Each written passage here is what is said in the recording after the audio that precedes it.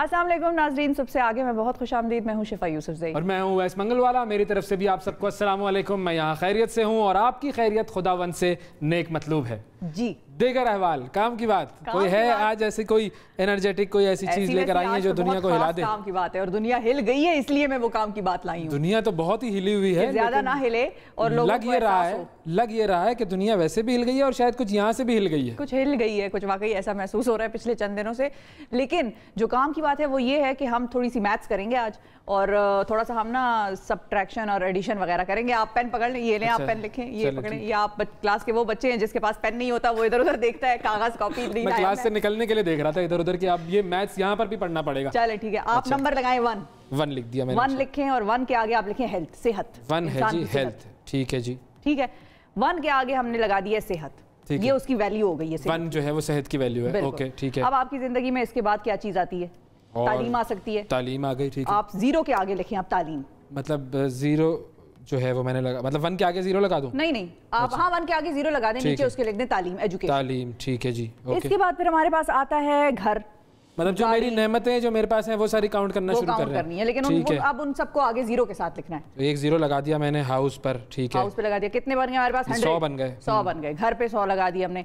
फिर अब अगला 0 ऐड करें तो इसमें आप लिख दें गाड़ी, नौकरी, जो भी बैंक बैलेंस लिख दें, इसमें कमाने वाली चीजें ना, जरिए मौज लिख दें अपना। सही है। जॉब कितना हो गया? 1000 हो गए। 1000 हो गए। अगला सिफर लगाएं। अगला सिफर किस चीज का है? अगला सिफर है जी हमारे पास जो हमारी जिंदगी में लोग हैं, फैमिली हो सकती है, बेगम लिख दें, जिसकी बहुत प्यारी सी बेगम, ये भी बड़ी नेमत है, बड़ी प्यारी। तो सबकी बेगम प्यारी होती है, मतलब सबकी बेगम सबके लिए प्यारी होंगी ना? सबके लिए नहीं, अपने लिए प्यारी होनी चाहिए बेगम। क्या बात करें, सबके लिए प्यारी है। मतलब ये है कि हर हस्बैंड के लिए उसकी बेगम प्यारी है, मतलब और किसी की 2 हो तो 2 0 लगाएं। आप लिख सकते हैं, चले वो भी लिख दें। चले मैं अभी एक ही लगा रहा हूं, 0, ठीक है, इत्तेफाक करते हैं हम। ये आ गई, ठीक है। फिर अब इसके बाद आपकी 10,000 हो गया, ये 10,000 हो गई हमारे पास अमाउंट। अब इसके बाद आपकी जो औलाद है, नेक साले औलाद हो, फरमाबरदार हो, आपकी बात माने, आपको कमा कर दे, बुढ़ापे में आपका सहारा बने, तो वो कितना हो गया? 0 मैंने ऐड कर दिया, ठीक है। अब कितना हो गया? ये 1 लाख हो गया। 1 लाख हो गया। अब हमारे पास भाई जो आखिरी सिफर जो है हम इस चीज का लगाएंगे, किसी और के जहन में कोई और चीज हो तो वो भी लगा सकता है। हमारे पास पोजीशंस उसकी है, जो जिन चीजों को वो वैल्यू करता है उन सब के लिए आप लगा दें, ठीक है। अब आखिर में वो पोस्ट रिटायरमेंट जो उसके भाई कोई घर बनाया है या कोई और जगह है जहां वो रह रहा है, कोई लवाजमात से जो जिंदगी गुजरती है, वो वाली सिचुएशन है। एक्स्ट्रा जो भी चीजें, 1 मिलियन हो गया, ये 1 मिलियन हो गया। अब आप इससे हटा दें वो 1 जो लगाया था पहले, वो 1 हटा दूं, जो हेल्थ का 1 था। हाँ वो हटा दें, मैंने हटा दिया। चलो पीछे क्या रह गया? तो 0 ही रह गया, तो सब 0 हो गया, कोई वैल्यू रही? कुछ भी नहीं। सारी चीज़ें, एजुकेशन, हेल्थ, जॉब, बाकी वेल्थ की चीज़ें, बाकी चिल्ड्रन, आपके वाइफ जो भी हैं और जो भी एक्स्ट्रा चीज़ें थी, उन सब की वैल्यू 0 हो गई। कुछ समझ लगी? क्योंकि हेल्थ का जो 1 की जो वैल्यू थी वो हमने ख़त्म कर दी। यानी अगर सेहत ना हो तो बाकी सारी चीज़ें सब 0 है, सब 0 हैं। तो किसी चीज की आपकी जिंदगी में वैल्यू नहीं रहती। रिश्तेदार तो आपके साथ रहते हैं, जाहिर है, बेगम औलाद आपके साथ रहती है, लेकिन आपकी तकलीफों में मजीद इजाफा हो जाता है। तो अपना ख्याल रखें। इस वक्त जो पूरी दुनिया कोरोना वायरस से एक जंग लड़ रही है, उसमें सबसे ज़्यादा ज़रूरी है कि आप अपना ख्याल रखें। जब आप अपना ख्याल रखेंगे तो आपके साथ जितने मुंसलिक लोग हैं वो ऑटोमेटिकली बचते जाएंगे। बिल्कुल सही बात है। ये आपने जो बात की है, इससे एक और बात भी सामने आई, वो ये कि आपको स्कूल में मैथ्स पढ़ाने की नौकरी मिल सकती है। जब स्कूल खोलेंगे कभी, बच्चे जब कभी स्कूल खोलेंगे और जब खैर खैरियत से ये जो कोरोना वायरस की वबा है, ये इस पर हम काबू पा लेंगे इंशाल्लाह, तो फिर उसके बाद अच्छा वक्त भी आएगा इंशाल्लाह। बिल्कुल सही है, बिल्कुल ठीक, जबरदस्त, बड़ी अच्छी बात हो गई। अब जरा स्टोरीज पर आ जाते हैं। और स्टोरीज जो है वो हम बात करना, पेन वापस ले लेती हूँ आपसे। इस पे मेरे वायरस लगे हुए होंगे, हम कर लेंगे, हम सैनिटाइज कर लें इसको। अच्छा चलो, हाँ रख ही देते वापस। देखें आजकल ऐसा ही है। अच्छा, आजकल जो एक मामला चल रहा है अमेरिका में, उसके हवाले से ज़रा आपको मैं खबर देता हूं कि अमेरिका की जो रियासत है मिनेसोटा, उसमें पुलिस के हाथों एक सियाफाम शख्स की जो हलाकत हुई और उसके बाद शुरू होने वाले जो मुजाहरे हैं वो इंतहाई पुरतशद्दुद शक्ल इख्तियार कर गए हैं, मुख्तलिफ शहरों में फैल गए हैं और हंगामों में जो काबू पाने के लिए कर्फ्यू का ऐलान कर दिया गया है। लेकिन उसके बावजूद मुजाहरे कम नहीं हो रहे हैं और इन मुजाहिरीन ने एक स्टोर पर धावा बोला है और उसकी वीडियो सोशल मीडिया पर वायरल हुई है। शीशा तोड़कर वहाँ पर लोग अंदर घुस गए और उसमें यह हुआ कि भाई जिसके हाथ जो लगा वो उन्होंने उठाया। ये आप वीडियो देख सकते हैं कि लोग किस तरह घुसे हैं। अब ये जो साहब थे जिनका नाम था जॉर्ज, और इनको जो है वो जिस तरीके से इनकी वीडियो आई थी कि पुलिस वाले ने अपनी जो घुटना था वो इनकी गर्दन पर रखकर उन्हें मार दिया। और उसके बाद ये सारे मुजाहरे शुरू हुए हैं। 40 शहरों में कर्फ्यू लगा दिया गया है अमेरिका में। लेकिन ये जो चीज़ें सामने आ रही हैं, हाँ। इसके हवाले से ये बात है कि लोग समझते हैं कि बड़ा ही कोई सिविलाइज्ड कौम है। हर जगह लालच जो है ना वो आप पे हावी हो जाती है, और जब लालच हावी हो जाती है, वायलेंस हावी हो जाती है, तो फिर इस किस्म की हरकतें होती हैं। और ये एक स्टोर नहीं है, ये तो हम वीडियो एक स्टोर के लिए आए हैं। इसके अलावा मुताद्दिद जगहों पर इस किस्म के फिर जब मुजाहरे होते हैं तो लोग दुकानों में घुसकर और लूट मार शुरू कर देते हैं, जिसको जो मौका मिलता है वो फिर। ये लुई विटॉन का स्टोर है। हाँ, इसके अलावा तो बड़ी महंगी चीजें होती हैं, बहुत महंगी चीजें होती हैं। नाइकी के स्टोर्स पर बड़ा हमले हुए हैं, मुख्तलिफ और बड़े स्टोर्स हैं। ये एक चीज, ग्रोसरी स्टोर्स पर लोगों ने ब्रेड वगैरह लेने के लिए भी हमले कर कर तोड़ फोड़ करके उधर से भी चीजें चुराई हैं। आप अंदाजा लगाएं, वहां पर तो कोई महंगी नहीं होती ना चीजें, उनकी तो हिसाब से यानी जिसको जो मिले, माले मुफ्त दिले बेरहम। आपको मिल रहा है मुफ्त में, आप कह रहे हैं भाई चलो सही है लूट लो। लेकिन जाहिर है लूटना जो है वो किसी भी तरीके से सही अमल नहीं है। लेकिन मसला क्या है कि ये जो रेसिज्म की वबा चल रही है, एक तरफ तो कोरोना की वबा है, दूसरी तरफ रेसिज्म की वबा है, और ये वबा हमें अमेरिका में बहुत ज्यादा नजर आ रही है। बहुत सारे लोग इसके खिलाफ आवाज़ उठा रहे हैं, बहुत सारे फनकार ऐसे हैं, बहुत सारे बड़ी पर्सनालिटीज़ ऐसी हैं जो कि इसके खिलाफ आवाज़ उठा रही हैं, और वो कह रही हैं कि इसका जो ये गलत हरकत हुई है, इस शख्स को जिस तरीके से कत्ल किया गया है, उसका हिसाब देना पड़ेगा पुलिस को, और हुकूमत को इसकी तरफ नोटिस लेना चाहिए। बिल्कुल। अब आगे क्या होता है ये वक्त बताएगा, क्योंकि इससे पहले भी बहुत सारे जिनको आप कहते हैं स्याफाम लोग, जिनको आप कहते हैं, उन लोगों को कत्ल किया गया पुलिस की जानिब से। ब्लैक लाइव्स मैटर का एक बड़ा ट्रेंड भी चल रहा था, सारी दुनिया में चल रहा था, और अब भी यही चीज हमें नजर आई है। अच्छा, वो मुजाहिरे लंदन वगैरह में भी हुए थे। हाँ। और इसी चीज के लिए मुजाहिरे जो अमेरिका में ये हो रहे हैं, ये भी मुजाहिरे लोगों ने लंदन में भी किए हैं कि भाई अमेरिका में जो ये काम तुम लोग कर रहे हो, जो सियाफाम कम्युनिटी को अब टारगेट इस तरह से किया गया है, तो ये गलत है, इसको रोको। बिल्कुल। तो ये बरतानिया में भी मुजाहिरे हुए हैं अमेरिका के खिलाफ। अब ये मुजाहिरे क्या रंग लेकर आते हैं, ये मुजाहिरों की वजह से बहुत सारे पॉजिटिव काम हुए हैं दुनिया में, बहुत सारे लोगों को उनके हुकूक मिले हैं। लेकिन अब यहाँ पर क्या होता है ये हम देखते हैं, और जाहिर दुआ तो यही होती है कि किसी भी जगह पर लोगों के साथ नाइंसाफी ना हो। बिल्कुल ऐसा ही है। अच्छा, हमारा जो एक नेबर है वो भी बड़े अजीबोगरीब किस्म की हरकतें करता है, और वहाँ पर भी बड़े मुजाहिरे होते हैं। भारत की हम बात कर रहे हैं नाजरीन, लेकिन भारतीय मीडिया जो है उसकी अगर खास तौर पर हम बात करें तो वो तो बड़ा ही बौखलाया हुआ है इस वक्त, और पाकिस्तान से इस कदर वो खौफजदा हुआ हुआ है कि अमली नज़ारा उसका इस तरह से देखने को मिलता है कि जब आप देखते हैं कि वो हर चीज़ का इल्ज़ाम जो है वो पाकिस्तान पर लगा देते हैं। अभी रिसेंटली जो चल रहा था, टॉप ट्रेंड था ट्विटर पर भी और मुख्तलिफ सोशल मीडिया वेबसाइट्स पर, वो था जी पिजन के हवाले से, कबूतर। आपने कबूतरों को भेजा है कि हम पर वो जो है हमारी जासूसी करे। भाई मतलब कहाँ से वो सोचते हैं और क्या सोचते हैं, समझ में नहीं आ रहा। अच्छा, फिर इसके अलावा अब वहां पर हुआ ये है कि जो वहां का एक बड़ा फेमस और बड़ा पॉपुलर एंकर है अर्नाब गोस्वामी। एंकर तो खैर अब चले कह दें, हाँ वो ठीक है, जो काम है उनका वो मैं आपको कि हुआ क्या है। जरा अर्नाब गोस्वामी साहब ने क्या बात की है, जरा आप सुने, फिर उनकी अकल पे हम जरा तबसरा करते हैं। दोस्तों नहीं बचे, सबको तो हमने सूली पर चढ़ा दिया, तो पाकिस्तान अब टिड्डियों को आतंकी बनाकर भारत भेज रहा है। आधे पाकिस्तान पर टिड्डियों का कब्जा हो गया, और कश्मीर की तरफ आंख उठाने वाला पाकिस्तान कराची की टिड्डियों से भी नहीं बचा पा रहा है। ऐसे कमजोर और कायर पाकिस्तान से पूछता है सारा भारत दोस्तों कि क्या आतंकियों के बाद भारत में टिड्डियों वाली साजिश कर रहा है पाकिस्तान? भारत को धमकी देने वाला पाकिस्तान क्या टिड्डियों से ही हार गया है? क्या हिंदू नहीं बचे? सुन लिया है, ये वहाँ की सहाफत है और ये वहाँ का सहाफ़ी है। बड़ा मकबूल इसलिए मैं कह रही हूँ कि ये बहुत ज़्यादा लोगों में इश्तियाल दिलाता रहा है। ये पहली बार नहीं है कि अर्नाब गोस्वामी ने इस किस्म का कोई मज़क्का खेज़ और अकल से जो बालातर चीज़ है उसका उस किस्म का बयान दिया हो। लेकिन इस बयान में तो उन्होंने टिड्डियों को भी नहीं छोड़ा। मतलब वो ये कह रहे हैं कि पाकिस्तान में जो टिड्डियाँ हैं उनको पाकिस्तान ट्रेन करके भारत की तरफ भेज रहे हैं। हाँ, जिस तरह हमारे पास सिर्फ टिड्डियों की फौज रह गई, हमारे पास फौजी बहुत हैं, मौजूद हैं अभी, और पाकिस्तान का एक एक सिपाही जो है, चाहे फौजी वर्दी पहने या ना पहने, वो फौजी स्टेटस जरूर रखता है अपने दिल के अंदर।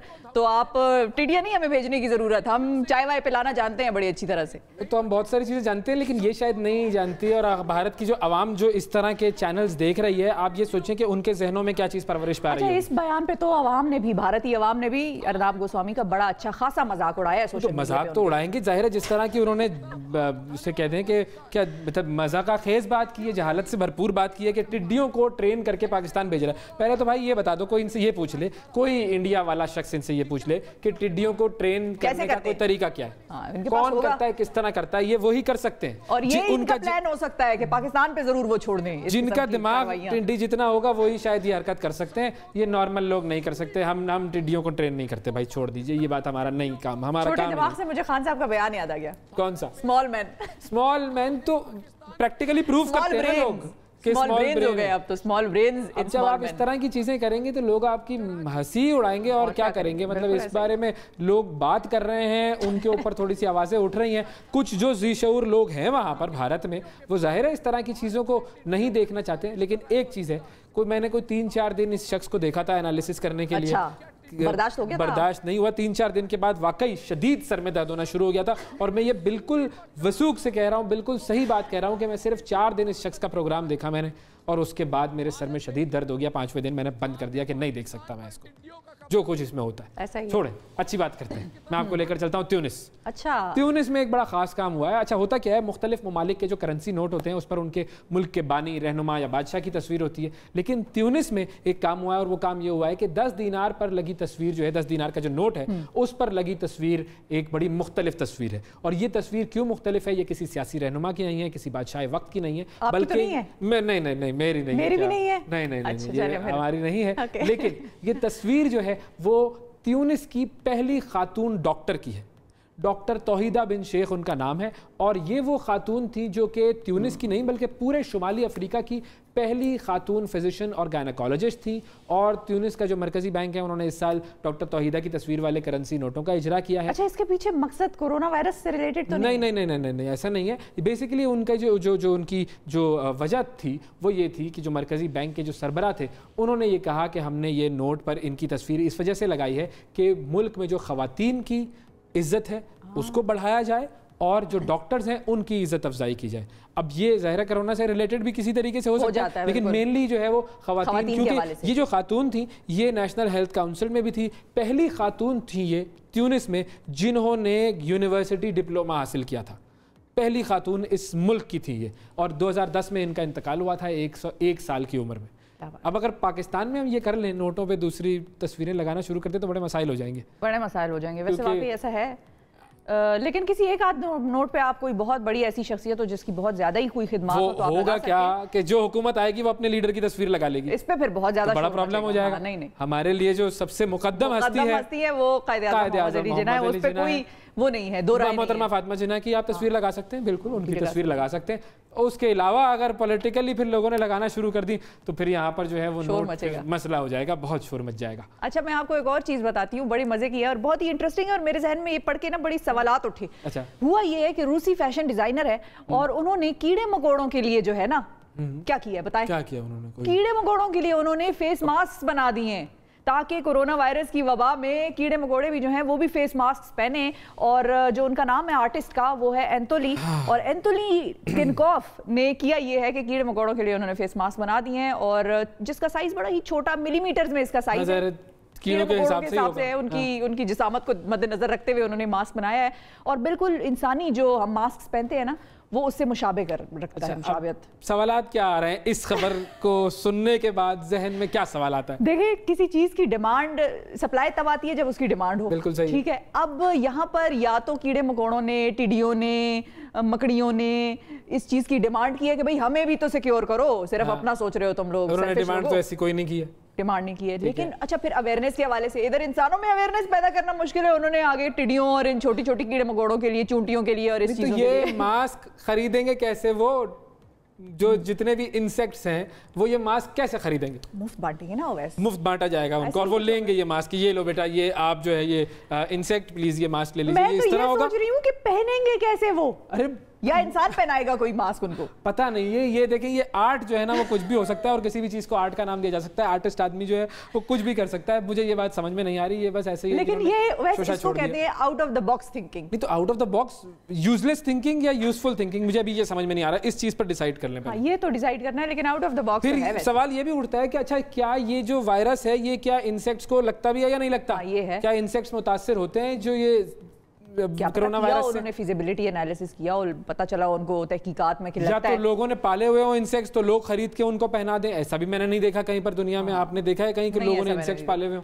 नहीं, मैंने तो ये भी नहीं देखा। लोगों ने जो पेट एनिमल्स रखे हैं घर में उनको पहनाया हो मास्क। चलो, ये तो पालते हैं फिर भी लोग उनको पहना दें। डॉग्स, कैट्स हो गई, उनको तो फिर पहनाया जा सकता है, कपड़े भी पहनाते हैं। आज इंसेक्ट इंसेक्टिसाइड मोड में चल रही हैं। पहली खबर आपने दी कि इंडिया में जो है वो लोकस्ट हमने भेज दिए हैं, फिर आपने ये इंसेक्ट्स के मास्क की खबर दी। आप जरा इंसानों में रहें। अमेरिकन सुंडी के बारे में मैंने कोई खबर नहीं दी है इस वक्त। अमेरिकन सुंडी के बारे में खबर नहीं दी। चलिए मैं मौसम बता देता हूँ, क्योंकि मौसम से फिर ताल्लुक होता है अमेरिकन सुंडी का। जी, तो अब हम बात कर लेते हैं कि मौसम की क्या सूरत हाल है। और मौसम की सूरत हाल के लिए सबसे पहले हम चलेंगे, ये जो हमारी वीडियो वॉल है लाई जाए जी, हाजिर किया जाए जी वीडियो वॉल को और लगाया जाए उसके ऊपर मौसम का सिलसिला। सही है जी, बताएं जी क्या सूरत हाल है मौसम की। इस्लामाबाद की बात करते हैं, कम से कम है 21 डिग्री सेंटीग्रेड, ज़्यादा से ज़्यादा टेम्परेचर जाएगा 31 डिग्री सेंटीग्रेड तक। लाहौर में कम से कम 23, ज़्यादा से ज़्यादा होगा 34 डिग्री सेंटीग्रेड। कराची में कम से कम 29, ज़्यादा से ज़्यादा है 33 डिग्री सेंटीग्रेड। उसके बाद पेशावर कम से कम 23, ज़्यादा से ज़्यादा 33। क्वेटा कम से कम 15, ज़्यादा से ज़्यादा होगा 32 डिग्री सेंटीग्रेड। ये हो गया जी। और हर जगह आपको बादल नजर आ रहे हैं क्वेटा के, तो ये अच्छा खुशगवार मौसम चल रहा है। अगली स्लाइड पर आते हैं, बाकी शहरों की सूरत हाल देखते हैं कि वहाँ पर क्या मामला है। सबसे पहले है हैदराबाद, कम से कम है 28 डिग्री सेंटीग्रेड, ज़्यादा से ज़्यादा है 42 डिग्री सेंटीग्रेड। उसके बाद है सखर, कम से कम 29, ज़्यादा से ज़्यादा 43 डिग्री सेंटीग्रेड। मुल्तान कम से कम 25, ज़्यादा से ज़्यादा 36 डिग्री सेंटीग्रेड। सियालकोट कम से कम 23, ज़्यादा से ज़्यादा 33 डिग्री सेंटीग्रेड। और फैसलाबाद सबसे आखिर में, जहाँ पर कम से कम है 24 डिग्रीज और ज़्यादा से ज़्यादा टेम्परेचर जाएगा 34 डिग्री सेंटीग्रेड तक। ये हो गया जी मौसम का मामला। अब मज़ीद इन्फॉर्मेशन कोई है तो वो बता देता हूँ मैं कि इस्लामाबाद में तेज़ बारिश हुई है, कराची के मुख्तलिफ इलाकों में बूंदाबांदी हुई है, मौसम खुशगवार हो गया है। अल्हम्दुलिल्लाह। कराची वाले तो खुशी से फूले नहीं समा रहे हैं। पंजाब के कई अजला में भी बारिश हुई है और महकमा मौसमियात की इस्लामाबाद, पंजाब के मुख्तलिफ शहरों में और कराची में भी बारिश की पेशगोई है। अच्छा, अब अंदाज़ा लगाएं आप, जो हमारी सब इंडस्ट्रीज और ये सारी चीज़ें बंद हैं, तो उसने मौसम पर किस तरह असरअंदाज हुआ है? बिल्कुल, मौसम बहुत फ़र्क पड़ा है मौसम पर। पोल्यूशन कम हो गई है, नॉइज़ पोल्यूशन कम हुई है, जो नॉर्मली जो आलूदगी है, फ़िज़ाई आलूदगी वो कम हुई है, तो बहुत फ़र्क पड़ा है। कहीं कहीं पर ये आपको कोरोना जो है वो ब्लेसिंग इन डिस्गाइज भी बना हुआ नज़र आता है। बिल्कुल ऐसा ही है। ठीक है जी, अब चलते हैं ज़रा हेडलाइंस देख लेते हैं।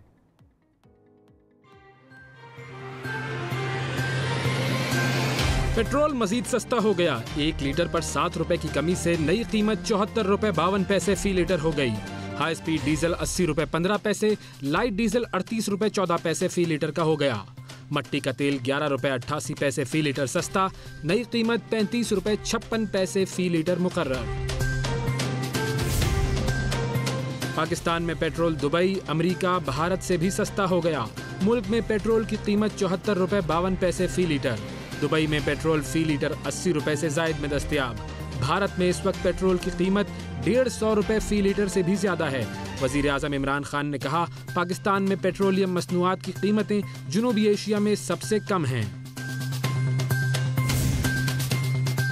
4 माह में पेट्रोल की कीमत में 42 रुपए फी लीटर कमी। फरवरी में कीमत 116 रुपए 60 पैसे थी। मार्च में पेट्रोल 20 रुपए फी लीटर सस्ता हुआ। अप्रैल के लिए पुरानी कीमतें बरकरार रखी गईं। मई में फी लीटर कीमत 15 रुपए कम की गई। जून के लिए पेट्रोल 7 रुपए फी लीटर सस्ता हुआ। लॉकडाउन में इजाफा होगा या नरमी, कौमी राबिता कमेटी की बैठक में आज बड़ा फैसला होगा। वजीर आजम इमरान खान इजलास की सदारत करेंगे। वफाकी वजीर असद उमर की SOPs पर सख्ती के साथ लॉकडाउन में नरमी की सिफारिश। सिंध और बलूचिस्तान हुकूमत की स्मार्ट लॉकडाउन की मुखालिफत। National command and operation centre ने सिफारिशात तैयार कर लीं। कराची में कोरोना केसेस 22,000 से भी ज्यादा। सिंध में मजमूई तादाद 28,000 से बढ़ गई।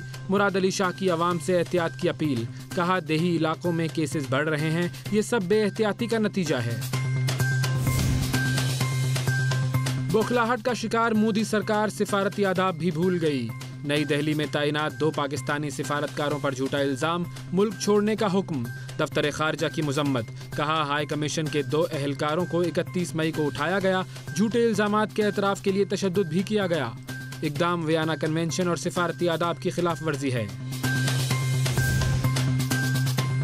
पाकिस्तान ने सिफारतकारों पर बेबुनियाद इल्जाम को मुस्तरद कर दिया। इस्लामाबाद में भारतीय हाई कमीशन के भारतीय नाज़िमुल उमूर की आधी रात को दफ्तर खारजा में तलबी। दफ्तर खारजा ने भारतीय नाज़िमुल उमूर को शदीद रद्द अमल से आगाह किया। कराची समेत सिंध भर में 12वीं जमात तक के तलबा पास। 10वीं, 11वीं और 12वीं जमात के तलबा को 3% इजाफी नंबर मिलेंगे। 9वीं के तलबा नंबरों और परसेंटेज में इजाफे के बगैर प्रमोट होंगे। वजीर तालीम सिंध सईद गनी कहते हैं मुकम्मल फेल होने वाले तलबा को भी अगली क्लास में भेजा जाएगा। मुकामी सतह पर कोरोना तेजी से फैल रहा है। मुआविन खुसूसी सेहत डॉक्टर जफर मिर्जा कहते हैं मुल्क में कोई बहरानी कैफियत नहीं, वेंटिलेटर्स और बेड्स की कमी का तासुर गलत है। कोरोना के लिए मुख्तस वेंटिलेटर्स में से 28% इस्तेमाल हुए। कराची में आज भी बसें नहीं चलेंगी। ट्रांसपोर्ट इत्तेहाद ने पब्लिक ट्रांसपोर्ट चलाने का ऐलान वापस ले लिया। सदर इरशाद बुखारी ने कहा हुकूमत इजाजत दे, SOPs पर अमल दरामद के लिए तैयार हैं। अमरीकी सदर ट्रंप व्हाइट हाउस के बाहर एहतजाज के दौरान हालात कशीदा होने की वजह से जेर जमीन बंकर में 1 घंटा रहे। अमरीकी मीडिया के मुताबिक अमरीकी सदर सिर्फ उसी वक्त जेर जमीन बंकर को इस्तेमाल करते हैं जब हालात ज्यादा कशीदा हों। मिशिगन में पुलिस एहलकार भी मुजाहिरीन के साथ मिल गए। गेनेसी काउंटी के शेरिफ के मार्च के दौरान जॉर्ज फ्लाइड के लिए इंसाफ के नारे, मुजाहिरीन के साथ सेल्फियां भी बनाई। वजीर खारिजा शाह महमूद कुरैशी कहते हैं बजट पर कोरोना के असरात नजर आएंगे। कोशिश होगी आवाम को रिलीफ मिले, ऑपोजिशन असेंबली में आए और मस्बत तजावीज दे। पाकिस्तान के एटमी कुव्वत बनने में किसी एक फर्द का किरदार नहीं। कराची तैयारा हादसा, मकान की छत से तैयारे का इंजन उतारा न जा सका। हादसे की तहकीकात मुकम्मल। फ्रांसीसी टीम को वापस ले जाने के लिए परवाज फ्रांस से रवाना। जल्द वापसी मुतवक्के। 2 जून से ब्लैक बॉक्स की डिकोडिंग होगी। आज इमारतों को होने वाले नुकसान का तखमीना लगाया जाएगा। कोरोना के बाद मुल्की मईशत पर टिड्डी दल का वार। बलूचिस्तान, पंजाब और सिंध में हजारों एकड़ पर खड़ी गन्ने, कपास, आम और सब्जियों की फसलें तबाह। 59 मुतासिरा अजला में कंट्रोल ऑपरेशन। वजीर आला सिंध मुराद अली शाह का वजीर आजम इमरान खान को खत। प्लांट प्रोटेक्शन डिपार्टमेंट को फाल करने पर जोर। वजीर आला पंजाब उस्मान बुज़दार कहते हैं टिड्डी दल कंट्रोल के लिए इकदाम जारी हैं। फसलों को बचाने के लिए 1 अरब रुपए के फंड्स जारी किए। फसलों को पहुंचने वाले नुकसानात का तखमीना लगाने की हिदायत। वफाकी वजीर फवाद चौधरी की PTV पर गैर मुल्की ड्रामे चलाने की मुखालिफत। कहा गैर मुल्की ड्रामे पाकिस्तानी प्रोडक्शन को तबाह कर देंगे। गैर मुल्की ड्रामे पर इतना टैक्स होना चाहिए कि मुकामी ड्रामे मुतासिर न हों। सेनेटर फैसल जावेद बोले जो अच्छा काम है उसे चलना चाहिए। मईशत नहीं, इंसानी जिंदगी अहम है। पोप फ्रांसिस का वेटिकन सिटी में खिताब। कहा हर फर्द को सेहत की सहूलियात मिलनी चाहिए। कोरोना बहरान से बेहतरी के साथ निकलना चाहिए। रूस, अमेरिका और ब्राजील के बाद 4 लाख कोरोना केसेस वाला तीसरा मुल्क बन गया। रूस में 4,500 से जायद मरीज जान से गए। और सऊदी अरब में अंदरूने मुल्क परवाजें शुरू। 2.5 माह बाद रियाद से अबहा शहर पहुंचने वाली परवाजों का तलवारों के साथ रिवायती रक्स करके इस्तकबाल। ये तो थी नाज़रीन हेडलाइंस। हमें जाना एक छोटी सी ब्रेक पे। स्टे विद अस।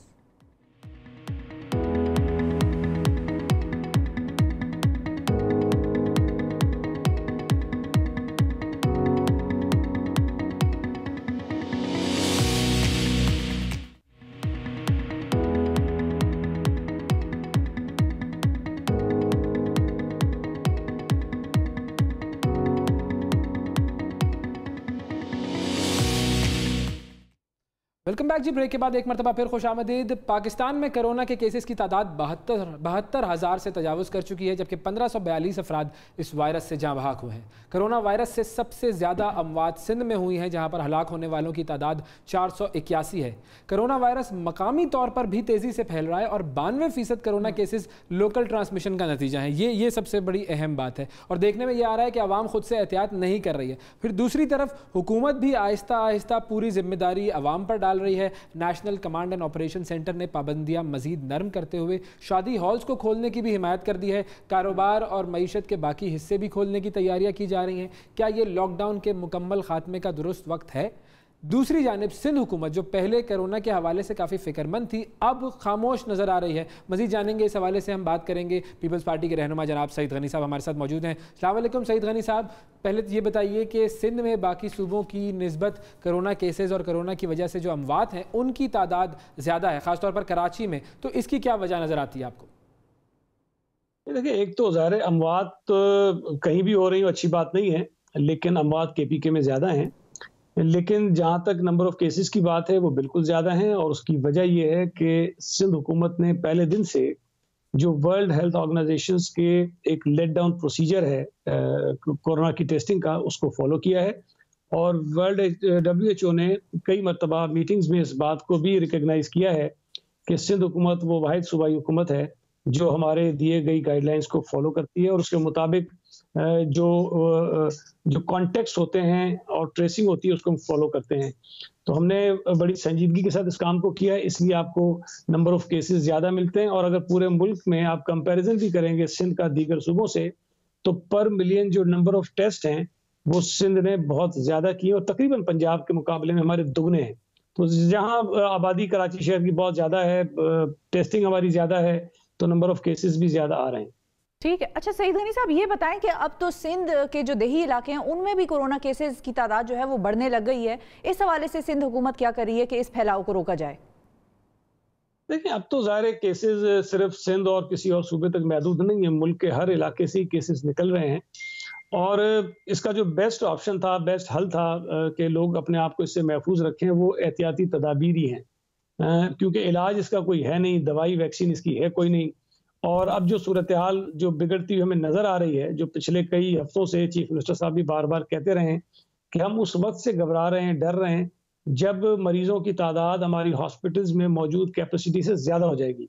और अब हमें वो नजर आ रहा है कि आइंदा आने वाले कुछ दिनों में, हफ्तों में शायद हमारी हॉस्पिटल्स की कैपेसिटी जो है वो खत्म हो जाएगी। लेकिन हम कोशिश जरूर कर रहे हैं कि उस कैपेसिटी में इजाफा करें, मुख्तलिफ हम हॉस्पिटल्स नए कायम कर रहे हैं, बेड्स बढ़ा रहे हैं, वेंटिलेटर्स अरेंज कर रहे हैं।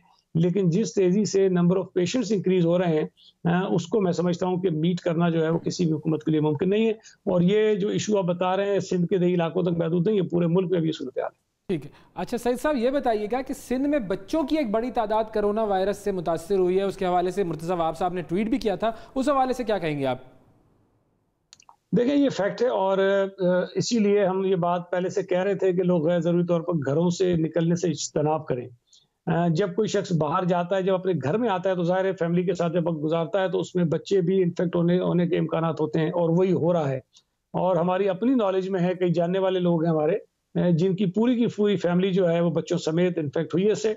और ये बड़ी खतरनाक बात है कि लोग एहतियात नहीं कर रहे हैं, लापरवाही कर रहे हैं, और उनकी लापरवाही का खुमियाजा जो है उनके बच्चे अच्छा, भी। ये बताएं कि कराची के एक अस्पताल में अभी एक बड़ा ही अजीब सा वाकया हुआ, और नाखुशगवार वाकया उसको कहेंगे, कि एक मरीज के लवाहिकीन ने अस्पताल के तिब्बी अमले पर तशद्दुद किया और अस्पताल में तोड़फोड़ भी की। इस वाकये पर आप क्या कहेंगे? क्या हुकूमत लोगों को इस मुहलिक वबा के नुकसानात से आगाह करने में नाकाम रही है? देखिए, हुकूमतों की जिम्मेदारी होती है, लीडरशिप की जिम्मेदारी होती है कि अपने शहरियों को दुरुस्त तौर पर आगाही दें, और जो नोयत है किसी मर्ज की उससे मुतल्लिक आगाह करें। इस कोरोना के इशू पे जो बदकिस्मती से प्रॉब्लम हुआ है हमारे साथ, कि सिंध हुकूमत पहले दिन से ये कह रही है कि ये बहुत खतरनाक वायरस है और इसको हमें पहले दिन से संजीदगी के साथ निपटना चाहिए। लेकिन अगर वजीर आजम ये कहेंगे कि ये सिर्फ फ्लू है, खतरनाक मर्ज नहीं है, 98% लोगों को ये कुछ नहीं करता, नौजवानों को ये कुछ नहीं करता, जो बड़ी उम्र के लोग हैं, जो बीमार लोग हैं, सिर्फ उनके लिए खतरा होता है, तो लोगों के जहनों में ये चीज बिल्कुल आती है कि शायद ये मर्ज कोई इतना खतरनाक नहीं है। हमारे सूबे के गवर्नर अगर ये कहेंगे, जो खुद भी इसमें मुब्तला रहे, वो भी कहेंगे कि ये फ्लू है, इससे कोई फर्क नहीं पड़ता। हमारी ऑपोजिशन के लोग जितने सिंध में हैं वो बार बार ये कहेंगे कि जी सिंध हुकूमत जो है लोगों को डरा रही है और ये गलत खबरें फैला रही है। तो इससे लोगों के जहनों में गलत फहमियां जन्म लेती हैं और लोग उसको ईजी लेते हैं। आपने अगर किसी इशू की संजीदगी का इजहार करना है, और ये कोई एक पॉलिटिकल इशू नहीं है, ये कौमी इशू है, एक नेशनल क्राइसिस है, इसमें सबको एक आवाज होकर शहरियों को ये बताना चाहिए कि इसकी नोयत क्या है। लेकिन बदकिस्मती से हमने कोशिश बड़ी की, लेकिन हमारे काउंटर नैरेटिव जो बिल्ड किया गया वो शायद इसके खिलाफ था, और लोग कंफ्यूज रहे, और उसी कंफ्यूजन का ये सबब है कि आज भी इस मुल्क के बहुत सारे लोग ऐसे हैं जो ये समझते हैं कि कोरोना कोई चीज नहीं है और खतरे की कोई बात नहीं, इसलिए वो आसानी के साथ खुद भी बाहर जाते हैं और अपने बच्चों को भी बाहर लेके जाते हैं। तो ये तो सारा मामला आ गया कि वफाक ने ये सब कुछ किया जिसकी वजह से ऐसा हो रहा है। तो आप सिंध हुकूमत की आइंदा हिकमत अमली क्या होगी? आप वफाक के कहने पर चलेंगे या फिर आप कोई अपनी पॉलिसी बनाएंगे? देखिए, हमने जब वफाक फैसले नहीं कर रहा था तो हमने खुद अपने फैसले किए, और ये कहते हुए किए कि प्राइम मिनिस्टर को लीड करना चाहिए और पूरे मुल्क में एक पॉलिसी होनी चाहिए।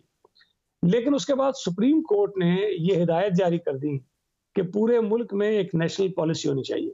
अब अगर सुप्रीम कोर्ट का ये ऑर्डर मौजूद हो तो हमारे लिए बहुत मुश्किल होगा कि हम कोई ऐसा फैसला करें जो बाकी सूबों में ना हो रहा हो। अगर एनसीसी एक डिसीजन करती है और हम उस पर चलते हैं, लेकिन बाकी हुकूमतें 2-4 दिन के बाद उस फैसले के बरखिलाफ कोई और फैसला कर देती हैं, सुप्रीम कोर्ट ये कह देता है कि जी पंजाब में मॉल्स खुले हैं तो सिंध में क्यों बंद है, हालांकि वो सिंध हुकूमत का फैसला नहीं था, एनसीसी का फैसला था। तो इस किस्म की अगर डिफरेंट किस्म की मैसेजिंग डिफरेंट फोरम से होती है तो मसाइल जरूर पैदा होते हैं। हम आज भी ये समझते हैं कि हमें इस पर मजीद संजीदगी का मुजाहरा करना चाहिए। हम आज भी ये समझते हैं कि हमें, हालांकि सूरत हाल खतरनाक हद तक जा चुकी है, लेकिन उसके बावजूद भी हुकूमतों को हिम्मत नहीं हारनी चाहिए, कोशिश करनी चाहिए कि जितना मुमकिन हो सके अपने शहरियों को इस मत से बचाएं और आगाही भी दें। लेकिन उसके लिए मैं फिर कह रहा हूं कि वजीर आजम को लीड करना होगा और सबसे पहले वजीर आजम को इस वायरस की संगीनी का एहसास करना होगा। जब तक वो इस बात को रियलाइज नहीं करेंगे कि कितना बड़ा खतरा है, तब तक शायद वो मैसेजिंग जो है प्रॉपर नहीं कर सकेंगे। अच्छा, लेकिन एक और चीज़ भी है बड़ी अजीब सी लगी कि बज़ाहिर ये नज़र आ रहा है कि जैसे सिंध हुकूमत, सईद गनी साहब, थोड़ी रिलैक्स हो गई है। जब पाकिस्तान में कोरोना फैलना शुरू हुआ था तो सब ने ये कहा था कि सिंध हुकूमत जो है अपना रोल बड़े भरपूर तरीके से निभा रही है, बड़ी विजिलेंट है, मगर जैसे जैसे दिन गुजरते गए सिंध हुकूमत पीछे हट गई। इसकी क्या वजूहत हैं? नहीं, हम ना रिलैक्स हुए हैं ना पीछे हटे हैं, लेकिन प्रॉब्लम जो मैंने आपको अभी थोड़ी देर पहले बताई वही है कि अगर हम कोई ऐसा काम करते हैं जिसकी पजीराई होती है और लोग उसको अप्रिशिएट करते हैं, मीडिया उसको अप्रिशिएट करता है, तो फिर बदकिस्मती से हमारी ऑपोजिशन कोरोना को छोड़ के हमसे लड़ना शुरू हो जाती है। हम कोरोना से लड़ें या ऑपोजिशन से लड़ें, तो ये मैं समझता हूँ कि एक मुश्किल वक्त है और हम अपनी तवज्जो पूरी रखना चाहते हैं कोरोना के ऊपर और बार बार ये इल्तिजा करते हैं कि पूरी कौम कोरोना के खिलाफ एक आवाज होकर लड़े। लेकिन बदकिस्मती से आप देखें कि रोजाना की बुनियाद पर और खास तौर पे उन दिनों में जब पीपल्स पार्टी लीड कर रही थी, सिंध हुकूमत लीड कर रही थी, तो यहाँ पर बाकायदा हमारे खिलाफ एक कैंपेन लॉन्च की गई जिसमें कुछ वफाकी वजीर यहाँ पर आए और उसके बाद तवातुर के साथ इनके जो सूबाई मेंबर्स हैं, असेंबली के लीडर ऑफ द अपोजिशन हैं, वो रोजाना कोई ना कोई बेतुकी बात करके लोगों की अटेंशन को डाइवर्ट करते हैं और कोरोना की जो संगीनी है उसके तासुर को जाहिल करने में अपना किरदार अदा करते हैं। तो ये तो मुमकिन नहीं हो सकता कि एक सूबाई हुकूमत जो संजीदगी के साथ अपने काम करना चाहती है, लेकिन मरकजी हुकूमत और उनके कहने पर यहाँ पर जो उनके लीडर्स हैं वो सूबाई हुकूमत से लड़ना शुरू कर दें। तो ये बहुत मुश्किल है कि कोरोना से भी लड़ें, अपोजिशन से भी लड़ें और साथ साथ लोगों को ये एहसास भी दिलाएं कि हम जो आपको बताना चाह रहे हैं कोरोना के मुतालिक वो ठीक है और जो वफाकी हुकूमत, वजीर आज़म और उनके जो लोग कह रहे हैं वो गलत है। तो शायद इसलिए तासुर जरूर पैदा हुआ, लेकिन हम इसमें अपने आप को बहुत मैं समझता हूँ कि मजबूर भी महसूस करते हैं कि हम जिस लड़ाई में नहीं उलझना चाहते हैं हमें घसीट घसीट कर उस लड़ाई के अंदर डाला जाता है, जिस पे डेफिनेटली हमारी जो तवज्जो है वो थोड़ी सी डाइवर्ट जरूर होती है। लेकिन बहरहाल चीफ मिनिस्टर साहब बड़े फोकस्ड हैं और वो आज भी उसी तंदही के साथ काम कर रहे हैं जिस तरह वो पहले। सईद साहब, अब सिंध हुकूमत लॉकडाउन के हक में है या सिंध हुकूमत चाहती है कि उसमें नरमी रहे? देखिए, आज मीटिंग्स होनी है, उसमें यह तय हो जाएगा कि एनसीसी क्या फैसले करती है। लेकिन मैंने आपसे अर्ज किया ना कि सुप्रीम कोर्ट ने ये हुक्म दिया हुआ है कि पूरे मुल्क में एक नेशनल पॉलिसी होनी चाहिए। हम ये समझते हैं कि हमें ऐसे इकदाम जरूर करने चाहिए जिससे हम अपनी शहरियों की जिंदगियों को महफूज बना सकें, इस वायरस से बचा सकें। लेकिन उसके साथ साथ अब जितनी तेजी से वायरस फैल गया है, और मैं ये कह रहा हूँ कि फैल चुका है और उसका कंट्रोल आज से 2 महीने के पहले के मुकाबले में ज्यादा मुश्किल हो गया है, इस मौके पर मेरी जाती राय है, अभी मैं हुकूमत की राय इस पर नहीं दे सकता, मेरी जाती राय है कि शायद इस मौके पर लॉकडाउन करना जो है वो मुमकिन नहीं होगा। जो एक चीज हो सकती है जिससे कोई इम्पैक्ट आ सकता है, जिससे हम बेहतर चीजें कर सकते हैं, मेरी नजर में फिलहाल वो मुमकिन नहीं है और वो है कर्फ्यू। और कर्फ्यू ना वफाकी हुकूमत तो लगा सकेगी, ना लगाना चाहेगी, और ना ही कोई सूबाई हुकूमत वफाकी हुकूमत की मदद के बगैर लगा सकती है। तो ये एक ऐसी चीज है जो मैं समझता हूँ कि सब मुमकिन नहीं है। लेकिन अगर मेरी राय पूछते हैं तो हल यही है कि इस वक्त एक सख्त किस्म का कर्फ्यू हो ताकि मजीद अपने लोगों को इस वायरस में मुब्तला होने से बचा सकें। क्योंकि आपने जिक्र कर दिया है कि सुप्रीम कोर्ट ने भी कहा है कि नेशनल पॉलिसी होनी चाहिए, एक ही पॉलिसी होनी चाहिए और सारे सूबे और वफाक जो हैं उसके मुताबिक चलें, तो कोरोना के मामलात पर अब सिंध हुकूमत और वफाक में ताउन कैसे होगा? देखें, जो मुख्तलिफ फोरम्स हैं, कमिटीज में जो कोरोना के हवाले से मीटिंग्स होती हैं उस हद तक तो ठीक है, लेकिन उसके बाद जो चढ़ाई हम पर की जाती है, जो लोग हम पर छोड़ दिए जाते हैं, सुबह शाम बेबुनियाद इल्जाम लगाए जाते हैं, उस हवाले से तो मैं समझता हूँ कि बिल्कुल ठीक नहीं है। और हमारी जो पहली तरजीह है वो कोरोना से लड़ना है, लेकिन पीटीआई की पहली तरजीह जो है वो पीपल्स पार्टी से लड़ना है। तो वो पहले हमसे लड़ते हैं, ज़ाहिर है जब हम हमसे लड़ते हैं तो कुछ हमें जवाब देना पड़ता है। इसलिए मैं समझता हूँ कि ये ज़्यादती ज़रूर हमारे शहरियों के साथ, लोगों के साथ हो रही है कि हमें उस तरह से काम करने नहीं दिया जा रहा जिस तरह काम हम करना चाहते हैं। ठीक है सईद साहब, इस मामले को हम छोड़कर जो एजुकेशन वाला मामला है उस पर आते हैं। सिंध हुकूमत ने पहली से लेकर 12वीं जमात तक के तमाम बच्चों को प्रमोट करने का फैसला कर लिया है। क्या इस तरह ये जो बच्चों को प्रमोट करने का फैसला है ये दुरुस्त है? देखिए, जो हालात इस वक्त हमारे मुल्क में दरपेश है, बल्कि पूरी दुनिया में है, उसमें हमारे पास ऑप्शंस क्या रह जाते हैं। एक तो ऑप्शन ये है कि हम स्कूल खोलें, बच्चों को स्कूल भेज दें, इम्तिहान भी लेना शुरू कर दें। लेकिन क्या इन हालात में वालिदैन अपने बच्चों को स्कूल भेजेंगे? मेरा ख्याल है कि नहीं भेजेंगे। तो अगर आपके पास चॉइसेस ना रह गई हों और एक ऐसी गैर मामूली सूरत हाल पैदा हो गई हो जिसमें आपको आउट ऑफ द बॉक्स कुछ आइडियाज निकालने हैं, कुछ फैसले करने हैं, तो मजबूरी में अगर आप देखेंगे तो ये फैसला, मैं समझता हूँ इससे बेहतर कोई फैसला हो नहीं सकता है, कोई रास्ता आपके पास है नहीं। तो आइडियली स्पीकिंग नहीं होना चाहिए, एग्जाम्स होने चाहिए, स्कूल खुलने चाहिए, बच्चों को स्कूल जाना चाहिए। लेकिन जो हालात हैं उसमें मैं समझता हूँ कि स्कूल बंद रहने चाहिए और बच्चों को, हमें अपने बच्चों को वायरस से बचाने की कोशिश करनी चाहिए। तो हमने इसी चीज को मद्देनजर रखकर ये फैसला। अच्छा, लेकिन अब ये भी बताइए कि प्राइवेट स्कूल्स ने जो स्कूल्स खोलने का मुतालबा शुरू कर रखा है, इस पर आपका क्या रद्द अमल है? और स्कूल्स अगर आगे भी बंद रहते हैं तो स्कूल फीस के बारे में फिर क्या करेंगे आप लोग? क्या तय किया है उस हवाले से आप लोगों ने? देखिए, उनके इश्यूज हैं कुछ और वो जायज भी हैं किसी हद तक, हम उस बात को मानते भी हैं। लेकिन मैं समझता हूं कि स्कूलों को खोलना सिर्फ इसलिए कि उनके जो एडमिनिस्ट्रेटिव कॉस्ट हैं, जो एक्सपेंडिचर्स हैं, वो पूरे नहीं हो रहे हैं और हम अपने बच्चों को रिस्क पे डाल दें, ये मैं समझता हूं कि नामुनासिब है। हमें ये फैसला करना होगा ना कि हमारे बच्चों की सेहत ज्यादा जरूरी है या हमारे स्कूलों को खोलना जरूरी है इसलिए कि वो स्कूल जो है वो सर्वाइव कर जाएं। तो बहुत मुश्किल फैसला है, लेकिन मैं समझता हूं कि बच्चों की सेहत जो है वो हमारे लिए ज्यादा जरूरी है। हम कोशिश करेंगे कि स्कूल्स के जो इश्यूज हैं उसको किसी तरह हल करने के कोई रास्ते तलाश करें। हम कोशिश करेंगे कि हम पेरेंट्स को इस बात पे कन्विंस करें कि वो अपने बच्चों की फीस जो है वो रेगुलरली स्कूल में जमा कराएं ताकि स्कूल जो है वो सर्वाइव कर सकें, चल सकें, क्योंकि स्कूल ने खुलना है। और जब स्कूल हम खोलें तो ऐसा ना हो कि बहुत सारे स्कूल माली जो उनके ऊपर दबाव है उसकी वजह से बंद हो गए। तो ये पेरेंट्स ने, गवर्नमेंट ने और स्कूल्स ने मिलकर रास्ता तलाश करना है। फिर कह रहा हूँ, गैर मामूली हालात हैं, गैर मामूली सूरत हाल है, इसमें इस किस्म के मुश्किल फैसले हैं और ये स्कूल के जो मालिकान हैं उनको भी इसको समझना चाहिए। हम इस वक्त बच्चों की सेहत को रिस्क पर नहीं डाल सकते। बहुत शुक्रिया सईद गनी साहब, आपने वक्त निकाला। नाज़रीन, आप कुछ पंजाब का रुख करते हैं, वहाँ पर भी स्कूलों के हवाले से क्या पॉलिसी है उस पर बात करते हैं। प्राइवेट स्कूल्स एसोसिएशन का कहना यह है कि जब शॉपिंग मॉल्स और ट्रांसपोर्ट खुल सकती है तो फिर स्कूल्स क्यों बंद रखे जाएं। दूसरी जानिब हुकूमत की तरफ से अभी तक स्कूल्स खोलने की कोई हतमी तारीख तो नहीं दी गई है और बच्चों की फ़ीस, असातिज़ा की तनख्वाहें और तालीमी हर्ज एक बहुत बड़ा मसला है और ये पूरे पाकिस्तान में है।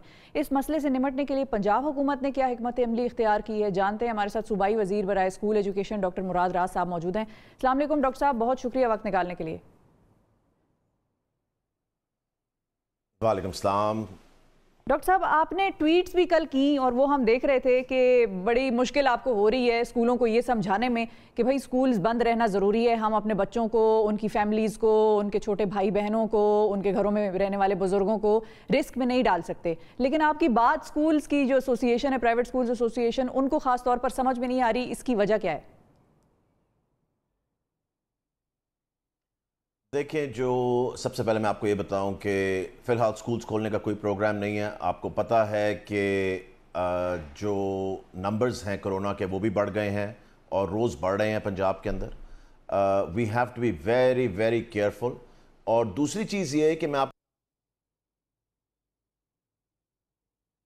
हमारा राब्ता उनके साथ जी, थोड़ा सा कनेक्शन का मसला, ये कनेक्शन के मसले चलते हैं। जैसे स्कूल के मसले चल रहे हैं वैसे कनेक्शन के मसले चल रहे हैं। कनेक्शन के मसले तो हुकूमतों के दरमियान भी बड़े चल रहे हैं, मतलब वो तो नजर आ रहा है। बिल्कुल जी, मुराद राज साहब हमारे साथ मौजूद हैं। जी मुराद साहब, कनेक्शन ही नहीं है। जी जी जी, आ गई आपकी आवाज भी और तस्वीर भी। अब बताइए। ये बता दूं कि जिनको ज्यादा शौक स्कूल खोलने का या जोश चढ़ रहा है ना प्राइवेट स्कूल्स को, वो सब नहीं है, बड़े थोड़े से हैं। उनको बच्चों की तालीम कि हम बिल्कुल भी स्कूल तब तक नहीं खोलेंगे क्योंकि स्कूल जो क्लासरूम है वो एक टिकिंग टाइम बॉम्ब की तरह है। क्योंकि अगर एक बच्चे को होगा, 30 बच्चों को होगा, 30 से 300 को होगा, 300 से 3000 को होगा और उनकी फैमिलीज को होगा। So we have to be very careful. और उनकी फैमिलीज को होगा। So we have to be very careful. अगर आप मुझे 1 मिनट दें तो मैं आपको बड़ा सिंपल सा इनका जो ये स्कूल खोलना चाह रहे हैं इनका मैथ बता दूं जरा आपको। जी जी। लेट्स से 1000 बच्चा है एक स्कूल के अंदर, ठीक है जी, प्राइवेट स्कूल की मैं बात कर रहा हूं, और 2000 रुपया फीस है। मैं मिनिमल पे आ गया हूं कि 2000 रुपया फीस है, ठीक है जी। 20 लाख रुपया महीना ये बना रहे हैं। 20 लाख रुपए महीने पे इन्होंने 1000 बच्चों के लिए 20 टीचर रखे होंगे। मैं तो बहुत एक्सेस में जा रहा हूं कि 20 टीचर रखे होंगे, ठीक है जी। 20 टीचर की अगर आप 15,000 रुपया भी सैलरी लगाएं तो ये 3 लाख रुपया सैलरी बनती है महीने की, और मुझे पता है कि ये 15,000 रुपया भी नहीं देते। सही। डालें इनके यूटिलिटीज के एक्सपेंस जो कि आजकल बिल्कुल मिनिमल है या है ही नहीं, मैं लाख रुपया उसके भी डाल देता हूं। उसके बाद मैं 1 लाख रुपया रेंट भी डाल देता हूं। 5 लाख रुपया महीना ये बन गया। 20 लाख रुपया महीना ये फीस कलेक्ट कर रहे हैं। अच्छा, मैं कहता हूं वो कह रहे हैं जी हमें सारी फी कलेक्ट नहीं हो रही, मैं 50% ऑफ कर देता हूं फी को। 50% स्टूडेंट्स ने दी नहीं, फिर भी 10 लाख रुपया बना रहे हैं। उसमें से 5 लाख रुपया इनकी जेब में जा रहा है। बना रहे हैं उसमें से 5 लाख रुपया इनकी जेब में जा रहा है। 5 लाख रुपए इनके एक्सपेंसेस हैं, और फिर भी ये रो रहे हैं कि बैठ के स्कूल खोलें क्योंकि इन्होंने पैसे बनाने, क्योंकि वो एक्स्ट्रा 10 लाख इनकी जेब में नहीं आ रहा है इस वक्त। बिल्कुल ठीक है, ये बात आपकी लॉजिकली मैथमेटिकली तो सही समझ में आती है। You're right, बिल्कुल सही समझ में आने वाली, मैथ्स तो बिल्कुल सही है, लेकिन मसला ये होता है कि जो स्कूल्स हैं अगर उनके ऊपर कंट्रोल हुकूमत नहीं कर सकती तो फिर ये सारी बातें करने का कोई फ़ायदा नहीं होगा ना सर। पहले हमने देखा था स्कूल की फ़ीसों का मामला, स्कूल अपनी तरफ से फीस बढ़ा देते थे, हुकूमत कुछ नहीं कर सकती थी। स्कूल्स जो हैं वो कोर्ट में जाते थे, कोर्ट की तरफ से स्टे हो जाता था, स्कूल्स के ऊपर गवर्नमेंट की रेट नज़र ही नहीं आती। अब भी लगता यह है कि जो प्राइवेट स्कूल है, जो एसोसिएशन है, उसने 15 जून से स्कूल खोलने का ऐलान कर दिया है, तो आपकी फिर पॉलिसी क्या होगी अपनी रेट बनवाने के लिए? सर मैं आपको एक चीज़ बता दूं, कोई स्कूल 15 जून से नहीं खुलेगा। मैं आपको ये बिल्कुल गारंटी के साथ बता दूं कि 15 जून से कोई स्कूल नहीं खुल रहा जब तक गवर्नमेंट नोटिफिकेशन नहीं निकालेगी, जब तक स्कूल एजुकेशन डिपार्टमेंट की तरफ से नोटिफिकेशन नहीं निकलेगा स्कूल्स खोलने का, स्कूल कोई नहीं खुलेगा पंजाब के अंदर। That is absolutely clear. और जो खोलेगा उसके खिलाफ स्ट्रिक्ट एक्शन लिया जाएगा, ये आपको मैं बिल्कुल आज क्लियरली बता रहा हूं। कोई स्कूल खोलने की इजाजत नहीं दे रहे जब तक गवर्नमेंट डिसाइड नहीं करेगी किसी को।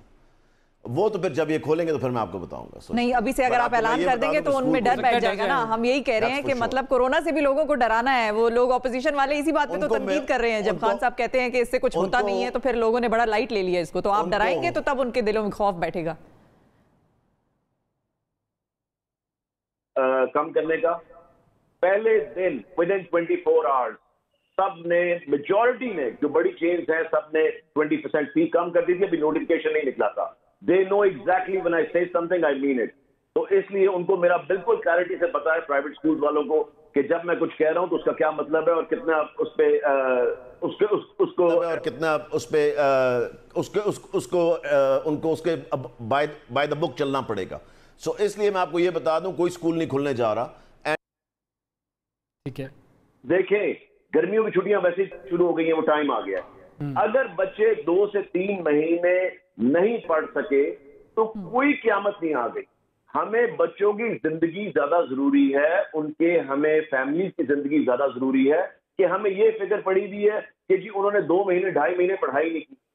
हमें रियलिस्टिक होना चाहिए। खुदा का वास्ता है, एक क़यामत का समा है, एक क्राइसिस आया हुआ है, एक क़यामत का समा है, एक क्राइसिस आया हुआ है। क़यामत का समा तो है, लेकिन या तो हमें ये होना कि क्राइसिस कम हो रहा हो। जो लोगों का आर्ग्यूमेंट है, बहुत सारे जो स्कूल ओनर्स हैं और बहुत सारे और लोगों का भी आर्ग्यूमेंट ये है कि ये क्राइसिस हर जगह पर है ना। ये वायरस सिर्फ स्कूल में तो अटैक नहीं करता, मॉल्स में भी बच्चे जा रहे हैं, मार्केटों में भी लोग नजर आ रहे हैं, बच्चों को लेकर लोग निकले हुए हैं। तो फिर जब वहां पर बच्चे जा सकते हैं तो फिर स्कूल ने भी जाने दें, ये उनका आर्ग्यूमेंट है। फिर इसका क्या जवाब देंगे? देखें, चाहता है कि वो अपने बच्चों को लेकर बाहर निकला हुआ है। अगर वो पागलपन दिखाना चाह रहे हैं तो वो ऑप्शनल है। जब आप स्कूल खोलते हैं तो वो सबके लिए मैंडेटरी कि सबने पहुंचना है, जरूरी। मैं तो अपने बच्चे स्कूल भेजने के लिए तैयार नहीं। आप अपने बच्चे को स्कूल भेजने के लिए तैयार हैं? कोई भी वालिदैन नहीं तैयार होंगे। बिल्कुल सही कह रहे हैं। सबको यही लगेगा कि भाई हमारा बच्चा जो है वो खतरे में होगा, लेकिन फिर वही वालिदैन बहुत सारे मॉल्स में लेकर निकल जाते हैं। देखें, ये अगर वो नहीं रिस्पॉन्सिबली बिहेव कर रहे पेरेंट्स वहां पे तो ये उनकी मर्जी है। मगर पेरेंट्स वहां पे तो ये उनकी मर्जी है, मगर ये ऑप्शनल है। मॉल जाना, मार्केट जाना ऑप्शनल है। जब स्कूल खुल गया तो दैट मींस ये कंपलसरी सबके लिए स्कूल आना। So that's why we can not take that कि हम उनको कंपलसरी जबरदस्ती तो नहीं बुला सकते ना। तो डॉक्टर साहब आपके पास जाहिर है पेरेंट्स भी आते होंगे, पेरेंट्स का क्या आपके साथ इस बात पे इत्तेफाक राय है पेरेंट्स का आपके साथ इस बात पे कि वो भी नहीं चाहते अपने बच्चों को स्कूल भेजना? 200% पेरेंट्स ने मुझे कहा जी हम अपने बच्चे स्कूल भेजने के लिए तैयार नहीं। 200%। ठीक है। अच्छा, अब इसी स्कूल के ही मामले के साथ कनेक्टेड होते हैं बहुत सारे और दूसरे भी काम, जैसे फॉर एग्जांपल स्कूल वैन्स का सिलसिला है। उन लोगों को भी जब पेमेंट नहीं होगी तो उन लोगों के घरों में भी मसाइल होंगे, तो उस मसले से डील करने के लिए फिर आपने क्या किया? देखिए, वो एक बहुत ही, मुझे पता है इशू है, मगर it's a very minor issue, क्योंकि वो ट्रांसपोर्ट जो है ना, जो स्कूल लेके जाने और आने के लिए इस्तेमाल करते हैं, बाकी दिन में वो किसी और चीज के लिए रेगुलर ट्रांसपोर्ट इस्तेमाल करते हैं। सो उनको वो स्कूल आने जाने वाले की वजह से बहुत कम इफेक्ट है। मेजॉरिटी ऑफ द डे वो वही ट्रांसपोर्ट जो है वो इस्तेमाल कर रहे हैं, वो बाकी जो रेगुलर पब्लिक है उसके लिए, सो इसलिए उनके लिए इतना बड़ा इशू नहीं है। अच्छा, तो ये बताएं कि अब जब आपने ये भी कहा कि ज़ाहिर है समर शुरू हो गया है, गर्मियों की छुट्टियां भी इन्हीं महीनों में होती हैं, उनकी भी कुछ स्कूल जो थे वो फीस लेते थे, उस पर भी बड़ा एक वावेला मचा कि भाई गर्मियों की छुट्टियों की फीस ले लेते हैं 3-3 महीने की और एडवांस में ले लेते हैं। तो अब आगे ये गर्मियों में तो स्कूल बंद रहेंगे ही, लेकिन उससे आगे अगर मिसाल के तौर पर 2 महीने और बंद रहते हैं या 4 महीने और बंद रहना पड़ता है स्कूलों को, तो फिर आप लोगों की फीस के हवाले से क्या पॉलिसी है? देखें, अगर तो गर्मियों की छुट्टियों से ज़्यादा स्कूल बंद रहते हैं तो एब्सोल्युटली हमें फ़ी पे देखना पड़ेगा। ये मैं आपको इस पर बिल्कुल क्लियरली बता दूं कि क्योंकि पहले ही काफ़ी ज़्यादा इशू बना हुआ है, टीचर्स को सैलरीज ना मिलने का, प्राइवेट स्कूल सैलरीज जो हैं वो नहीं दे रहे और बाकी चीज़ें इस तरह। मगर मैं आपको इतना बता दूं कि अगर गर्मियों की छुट्टियों से ज़्यादा स्कूल हमें खुदा न खास्ता बंद करने पड़े तो आई मेक श्योर कि हम कोई ना कोई प्राइवेट स्कूल के साथ बैठ के इस पर कोई ना कोई फैसला करें, क्योंकि मुझे पता है, आपको मैंने मैथ सारा बता दिया कि एक्सपेंसेस जो हैं उनके वो बिल्कुल टीचर्स की सैलरी और रेंट या यूटिलिटीज तक है, उससे आगे नहीं है इस वक्त। सो इसलिए प्रॉफिटेबिलिटी मैंने आपके सामने रख दी है उनकी। प्रॉफिटेबिलिटी बिल्कुल है। किसी टीचर को अगर फॉर एग्जांपल स्कूल वाले तनख्वाह नहीं दे रहे या निकाल देते हैं, हमारे पास नहीं पैसे आ रहे हैं या मसाइल चल रहे हैं और उसे वो निकाल देते हैं या उसे तनख्वाह नहीं देते, तो वो किस तरह आपसे रुजू कर सकता है, कॉन्टैक्ट कर सकता है ताकि फिर उसका मसला हल किया जाए? देखिए जी, हमने वो नंबर पहले भी दिया हुआ था और अभी भी वो हमारे, आप वेबसाइट पे जाएं, नंबर पड़ा हुआ है जहाँ पे वो डायरेक्टली कॉल कर सकते हैं। और इस कंप्लेंट का हमारा पूरा कंप्लेंट सेल है जो वहाँ पे वो फ़ी का जब इशू आया था तब उसके लिए भी बना था, और जिन टीचर्स को वहाँ से उनको जॉब से निकाला गया है उनके लिए भी वो नंबर है। सो इसलिए बोथ वेज इट वर्क्स। ठीक है, बहुत शुक्रिया डॉक्टर मुराद राज साहब। नाज़रीन हमारे साथ पंजाब से मौजूद थे और डराना वो नहीं चाह रहे थे, वैसे उन्होंने बताया नहीं कि वो स्कूल्स के साथ क्या करेंगे, लेकिन चलें, जहां वो कह रहे हैं कि मेरी रिट का सबको पता है कि मैं रिट मनवा लेता हूं अपनी, तो फिर उम्मीद करते हैं कि वो रिट मनवा लेंगे। एक ब्रेक हमें लेनी है नाज़रीन, ब्रेक से वापस आते हैं तो आपसे दोबारा मिलते हैं।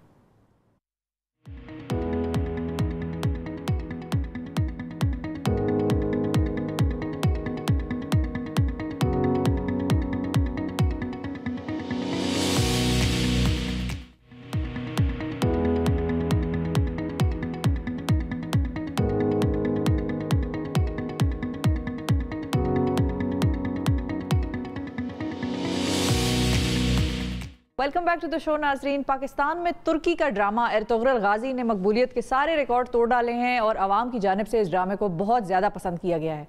साथ ही इस ड्रामे पर कई सवालात भी उठाए गए हैं। मिसाल के तौर पर यह ड्रामा पाकिस्तान में क्यों दिखाया जा रहा है, इस ड्रामे की तारीख से मुताबिकत कितनी है या नहीं है।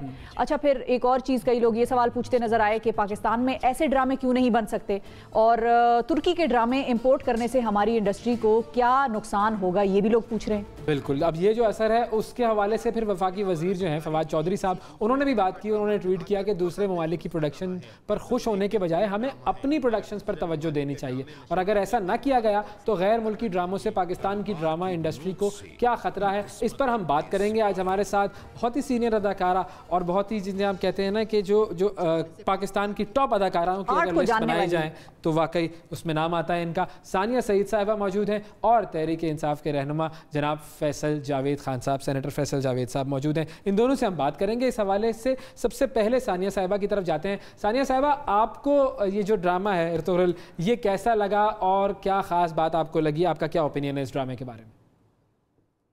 अच्छा, अस्सलाम वालेकुम एवरीबडी। आई होप सबकी सुबह अच्छी गुजर रही होगी और सब हिफाजत से अपने घरों में होंगे। जिन्हें बाहर जाने की ज़रूरत नहीं, प्लीज़ बाहर ना जाएं। अर्तुगरुल घर में बैठ के बेशक अर्तुगरुल ही देखे। हाँ। मैंने अर्तुगरुल काफ़ी पहले देखा था क्योंकि ये काफ़ी अरसे से है नेटफ्लिक्स पे और पीटीवी ने अब चलाना शुरू किया है, तो मुझे तो बहुत अच्छा लगा था एक्चुअली, क्योंकि एक तो प्रोडक्शन बहुत अच्छी है उसकी और चूँकि हम लोग फील्ड से मुताल्लिक़ लोग हैं तो हमने थोड़ा सा ये भी देखा कि वो कैसे बनाया गया है। तो पहले एक वर्चुअल पूरा एक स्टोरी बोर्ड क्रिएट किया गया था, एक पूरा वर्चुअल वर्ल्ड क्रिएट किया गया पहले उसके लिए, and that is how the director sold the project कि जी ऐसा लगेगा। तो there is a lot of work that has gone into that project. फिर मुझे उसकी अच्छी बात ये लगी कि उसके जो सियासी इम्प्लिकेशंस हैं और जो तारीख़ के साथ उसकी ममासलत है, ये एक्सपर्ट्स डिसाइड करें कि वो है या नहीं है। वो बहुत कैटेगोरिकली कहता है कि हिस्टोरिकल फिक्शन है। अर्तुगरुल गाजी के बारे में हम बहुत कम चीज़ें जानते हैं और शायद इसीलिए उन्होंने इस किरदार को उठाया भी, ताकि अगर वो इसमें कुछ मुबालगा आराई करें तो ये कोई ऐसे हिस्टोरिकल क्राइम ना हो, क्योंकि उसके बारे में तो जाना ही बहुत कम जाता है। प्लस वो आज के टर्की को एड्रेस कर रहे हैं, तो वो उसके हिसाब से उन्होंने बनाया है। दूसरी चीज़ ये कि मुझे वो क्यों अच्छा लगा, एक तो प्रोडक्शन वैल्यू उसकी बहुत ज़्यादा अच्छी है, बहुत मेहनत की गई है उस पर, बहुत अच्छी स्टोरी टेलिंग है। किसी भी मुझे हिस्टोरिकल्स देखने का शौक़ है, तो मैंने काफ़ी सारे देखे हुए हैं। तो हिस्टोरिकल्स को बयान करने में एक बहुत बारीक सी लाइन होती है। कहीं कहीं वो अर्तुगरुल ने की भी है क्रॉस, लेकिन अब टेक्निकल बातें हैं, ये इससे आम ऑडियंस का कोई ताल्लुक़ नहीं है। So that's one thing. लेकिन उसके साथ साथ मुझे इसकी किरदार निगारी जो है ना, वो मुझे बहुत ज़्यादा पसंद आई है, बावजूद इसके कि वो 13th सेंचुरी की बात कर रहे हैं। I think the way they picked the value system, जिस तरह उन्होंने ख़वातीन और हज़रात के किरदारों को डेवलप किया है। मसलन ये मैं बार बार कह रही हूँ कि हमारे यहाँ जिस तरह के मर्द हज़रात दिखाए जाते हैं और जिस तरह के ये मर्द हज़रात दिखाए गए हैं, सॉफ्ट स्पोकन है, बावजूद इसके के वॉरियर्स हैं, वजी ट्राइब भी खड़ा है, पूरा सब देख के वो होते हैं कि अच्छा एक्सप्रेशन उनका एक्सप्रेसिव लोग हैं। बिल्कुल बिल्कुल दुरुस्त। हाँ, इतना खूबसूरत बात है कि अच्छा they are back again together, अल्हम्दुलिल्लाह। अच्छा, ये तो पॉजिटिव साइड हो गई। अब इसमें जो लोगों को एतराज़ात हो रहे हैं, मैं उसकी तरफ भी आना चाह रहा हूँ कि उसका क्या आपके ख्याल में नतीजा निकलेगा। बहुत सारे लोग एतराज़ कर रहे हैं। मुझे फैसल जावेद साहब से भी मैं इसी बात पर आऊँगा, लेकिन पहले आपका मौक़िफ़ ले लूँ कि लोगों को एतराज़ क्या है। कॉन्टेंट पर एतराज़ है, टर्किश ड्रामा की यहाँ पर दिखाने पर एतराज़ है, या मतलब परेशानी क्या है लोगों को इस ड्रामे से? I have no idea. अगर फॉरेन कंटेंट पे एतराज़ है तो मैं आपको सब बता सकती हूँ कि मुझे क्या एतराज़ है। फॉरेन कंटेंट पीटीवी हमेशा से खरीदता है। जो बच्चे 80s और 90s में बड़े हुए हैं मेरी तरह, उन्हें वो सब फॉरेन कंटेंट ही देख के बड़े हुए हैं।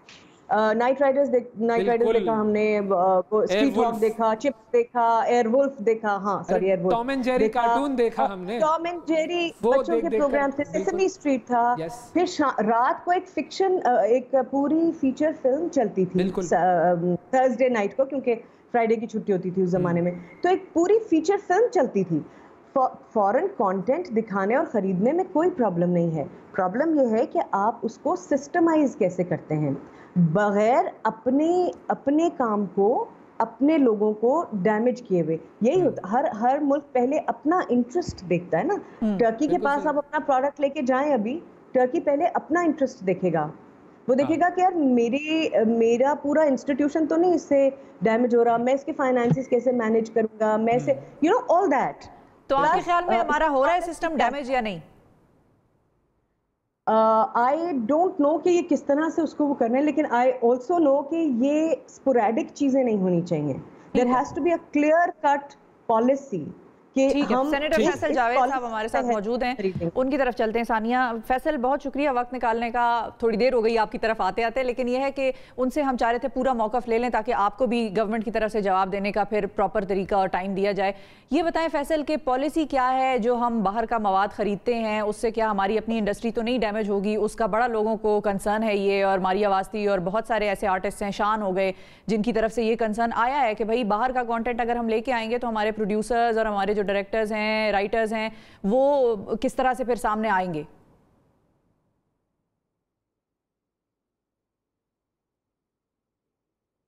फैसल साहब को शायद आवाज जा रही है या नहीं जा रही, ये जी फैसल, मेरी आवाज आ रही है आपको? जी आ रही है आपकी आवाज। अच्छा, आपकी आवाज बिल्कुल नहीं आ रही है तो मैं आइडिया पे जवाब दूंगा। और सानिया सईद इतनी अच्छी बातें कर रही थी, आप उनसे कंटिन्यू भी करते तो बड़ा कुछ हमें मिल रहा था सुनने को। बड़ी अच्छी उन्होंने बातें की क्योंकि वो जानती हैं इंडस्ट्री को। और हमारे अगर ड्रामे आजकल वो सब्सटेंस होता जो आहट का था, वो सब्सटेंस होता जो चांद गिरैन का था, चाहे वो निजात का था, और हमारे जो कमाल के पहले ड्रामे जो अयूब खावर साहब ने, राशिद डार साहब ने, बाकी हमारे जो प्रोड्यूसर्स थे बनाते थे, वो सब्सटेंस काफी अरसे से हमें दिखाई नहीं दे रहा पीटीवी पे। पीटीवी पे वो मयार कंटेंट पे फोकस नहीं रहा है, और जिसकी वजह से जो भी इश्यूज दिखाए जाते हैं जमाना उससे रिलेट नहीं कर सकता। असल ताकत होती है स्टोरी के अंदर, असल ताकत होती है सब्सटेंस के अंदर। उसमें हम बहुत ज्यादा स्ट्रगल कर रहे हैं। हमारे ड्रामों ने पता नहीं कौन सा रास्ता ले लिया है जो नहीं लेना चाहिए था। हमारे ड्रामे तो, हमारा ड्रामा तो वो था जो बाहर दिखाया जाता था एकेडमीज में, इंडिया में पढ़ाया जाता था, कैरेक्टराइजेशन से लेके स्टोरी लाइन से लेके हर चीज। लेकिन अब हम उन इश्यूज पे ड्रामे बना, कुछ ड्रामे अच्छे भी बन रहे हैं, लेकिन बेशतर ड्रामे ऐसे इश्यूज पे बन रहे हैं जिनके साथ हमारा कोई लेना देना नहीं है।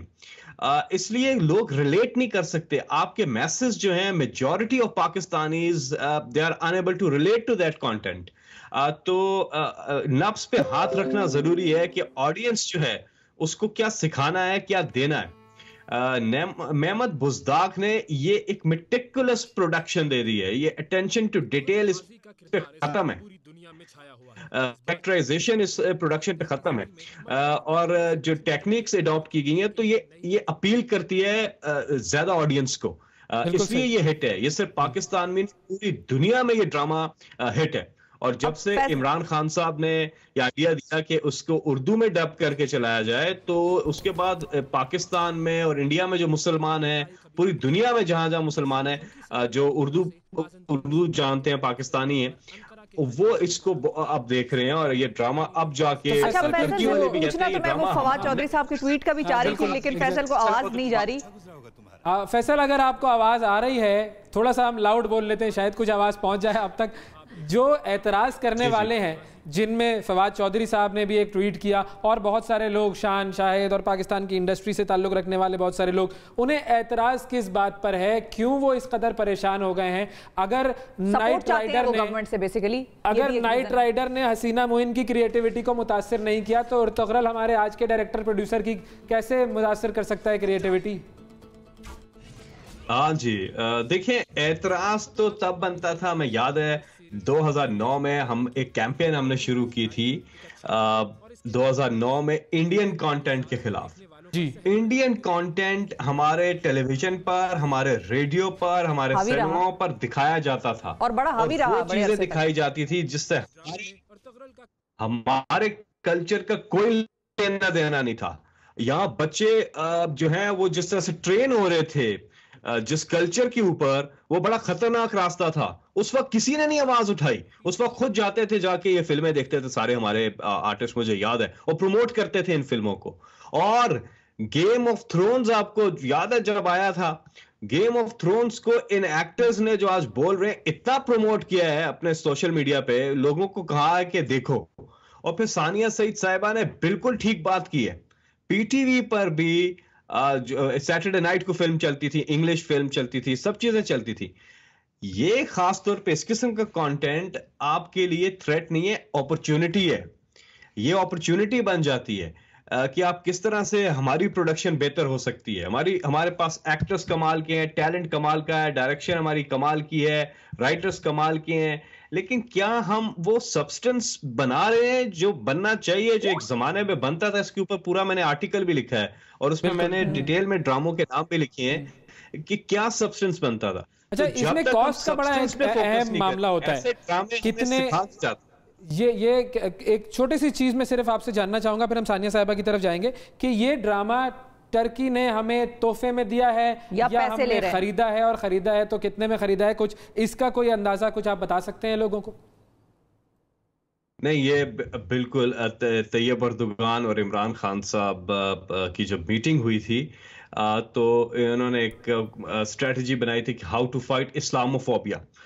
इस्लाम के अगेंस्ट बहुत काम होता है और हम लोगों को असल में इस्लामिक हीरोज को लोगों को दिखाना है। देखें, किताब पढ़ने का कल्चर खत्म होता जा रहा है। बहुत अनफॉर्चुनेट बात है कि बुक रीडिंग जो है उसका कल्चर खत्म होता जा रहा है। ये फिल्म टीवी ने जगह ले ली है, ड्रामों ने जगह ले ली है कि आप किस तरह से लोगों को नॉलेज ट्रांसफर कर सकते हैं। इस्लामी दुनिया की तालीमात बच्चों को नहीं पता, हमें भी नहीं पता।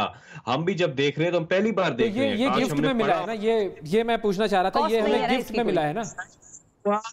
डिसाइड ये हुआ कि किस तरह से लोगों की ज़हन साजी करनी है, इस्लामिक दुनिया की तारीख लोगों को आगाह करना है। उसमें ये गुडविल जेस्चर कहूंगा, तैयब अर्दोगान साहब ने पाकिस्तान को ये ड्रामा गिफ्ट किया है फ्री ऑफ कॉस्ट। ये टीआरटी बेहतरीन, ठीक है, तो पैसे इस पे कोई नहीं लगे, हमारा कोई कॉस्ट इस पे नहीं आई है, ये क्लियर करना बहुत जरूरी था।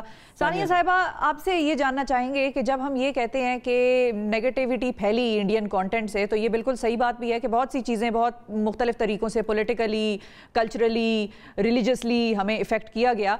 अब उसका एक पॉजिटिव साइड ये था कि जब उनकी प्रोडक्शन आई तो क्योंकि उनकी और हमारी ज़बान एक है तो हमारी फिल्मों में इजाफा होना शुरू हो गया। पिछले कुछ अरसे में बहुत ज़्यादा रिवाइवल हमने देखा है अपनी फिल्म इंडस्ट्री का। ड्रामे हमारे वहाँ पर खैर पढ़ाए जाते रहे हैं कुछ अरसे तक। दिया है आपका अपना प्रोड्यूसर। ठीक है सानिया साहिबा, और ये बहुत अहम गुफ्तगू थी और होनी चाहिए थी। एक छोटा सा वक्फा लेते हैं, वक्फे के बाद दोबारा हाजिर होते हैं।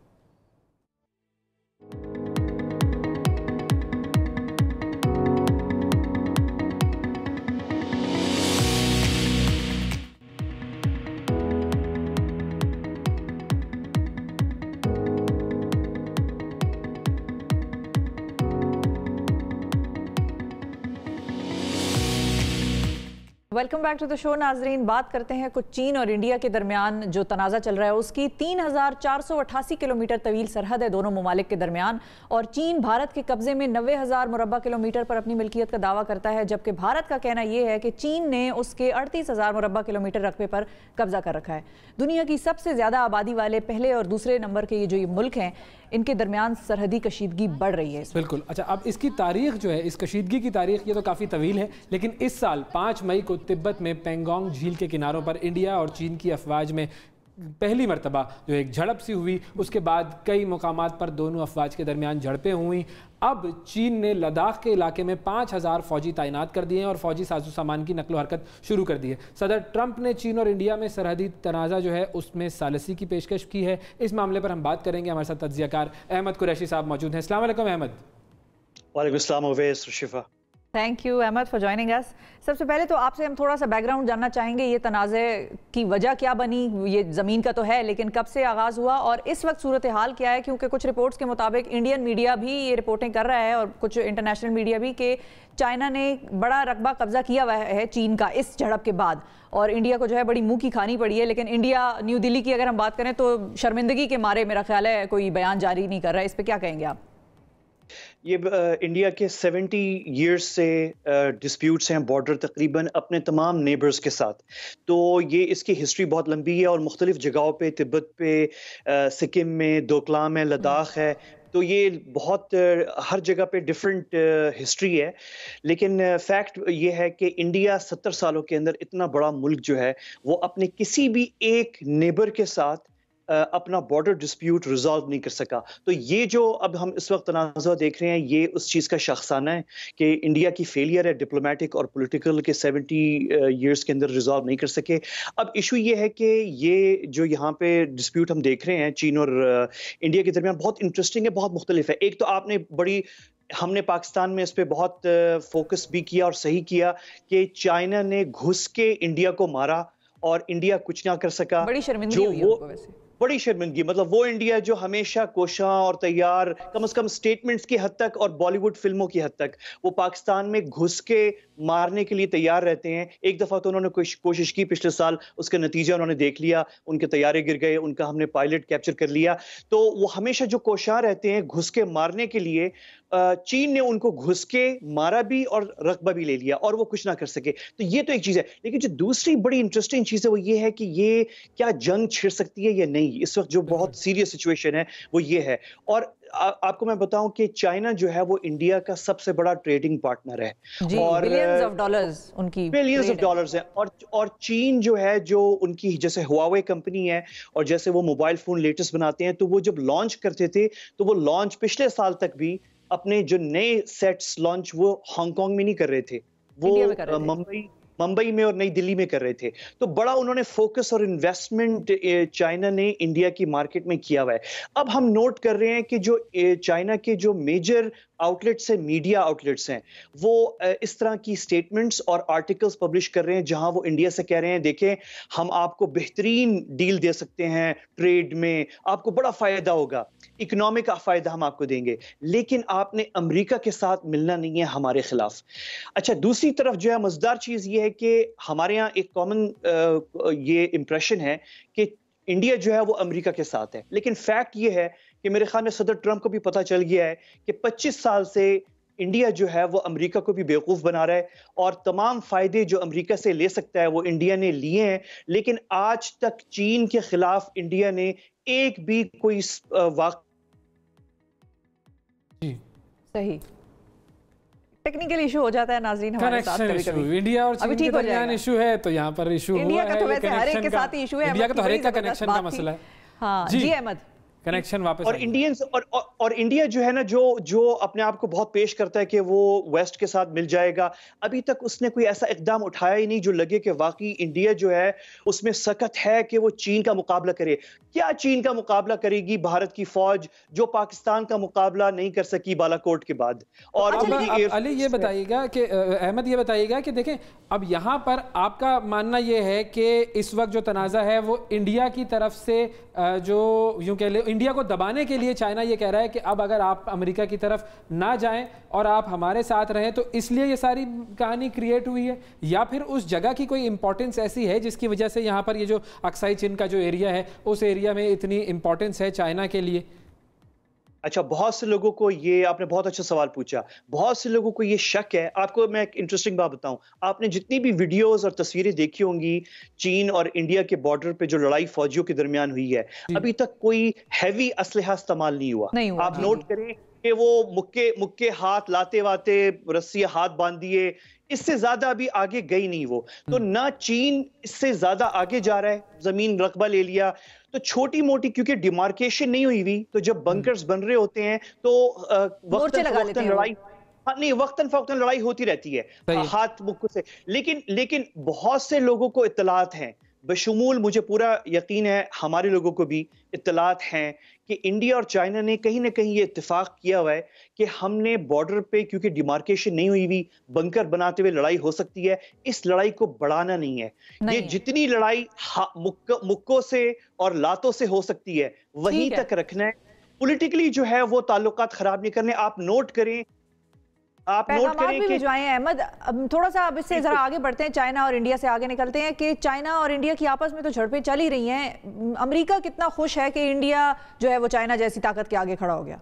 अमेरिका के भी तो मफादात है ना, चाइना से तो उसको भी थ्रेट फील होता है। बिल्कुल, वो अमेरिका तो चाहेगा कि इंडिया खड़ा हो, लेकिन इंडिया नहीं खड़ा हुआ चाइना के सामने। और उसका एक सबूत ये है कि सदर ट्रंप ने बजाय इसके कि वो इंडिया की हिमायत करते और कहते हम इंडिया के साथ हैं, उन्होंने एक न्यूट्रल पार्टी के तौर पे कि न्यूट्रल हैं, हम न्यूट्रल हैं, हम एक सालसी की पेशकश कर रहे हैं, अगर इंडिया को चाहिए और चाइना को तो हम हेल्प कर सकते हैं। ये बड़ा सदमा है इंडिया नई दिल्ली में, इससे बड़ा सदमा हुआ है कि बहुत से लोग वहां पे शिकायत कर रहे हैं कि हम तो तवक्को कर रहे थे कि अमेरिका जो है वो स्टेटमेंट जारी करेगा भारत की हिमायत में और डिमांड करेगा कि चाइना रिट्रीट करे और जो भी रकबा। तो क्विकली बस सिर्फ ये बता दीजिए कि फिर इंडिया की जो ये फ्रस्ट्रेशन है जो चाइना पे निकलनी चाहिए थी लेकिन वो निकाल नहीं सकते, तो वो पाकिस्तान की तरफ तो नहीं निकल सकती? अब नहीं, मुश्किल है कि वो पाकिस्तान की तरफ भी निकालेंगे। इस वक्त जो है उनके इकोनॉमिक हालात बहुत बुरे हो चुके हैं कोरोना वायरस के बाद, जो है बहुत सी, और फिर चाइना जो कर रहा है उनके साथ बॉर्डर के ऊपर, तो मेरा नहीं ख्याल कि इस वक्त उनके पास, लेकिन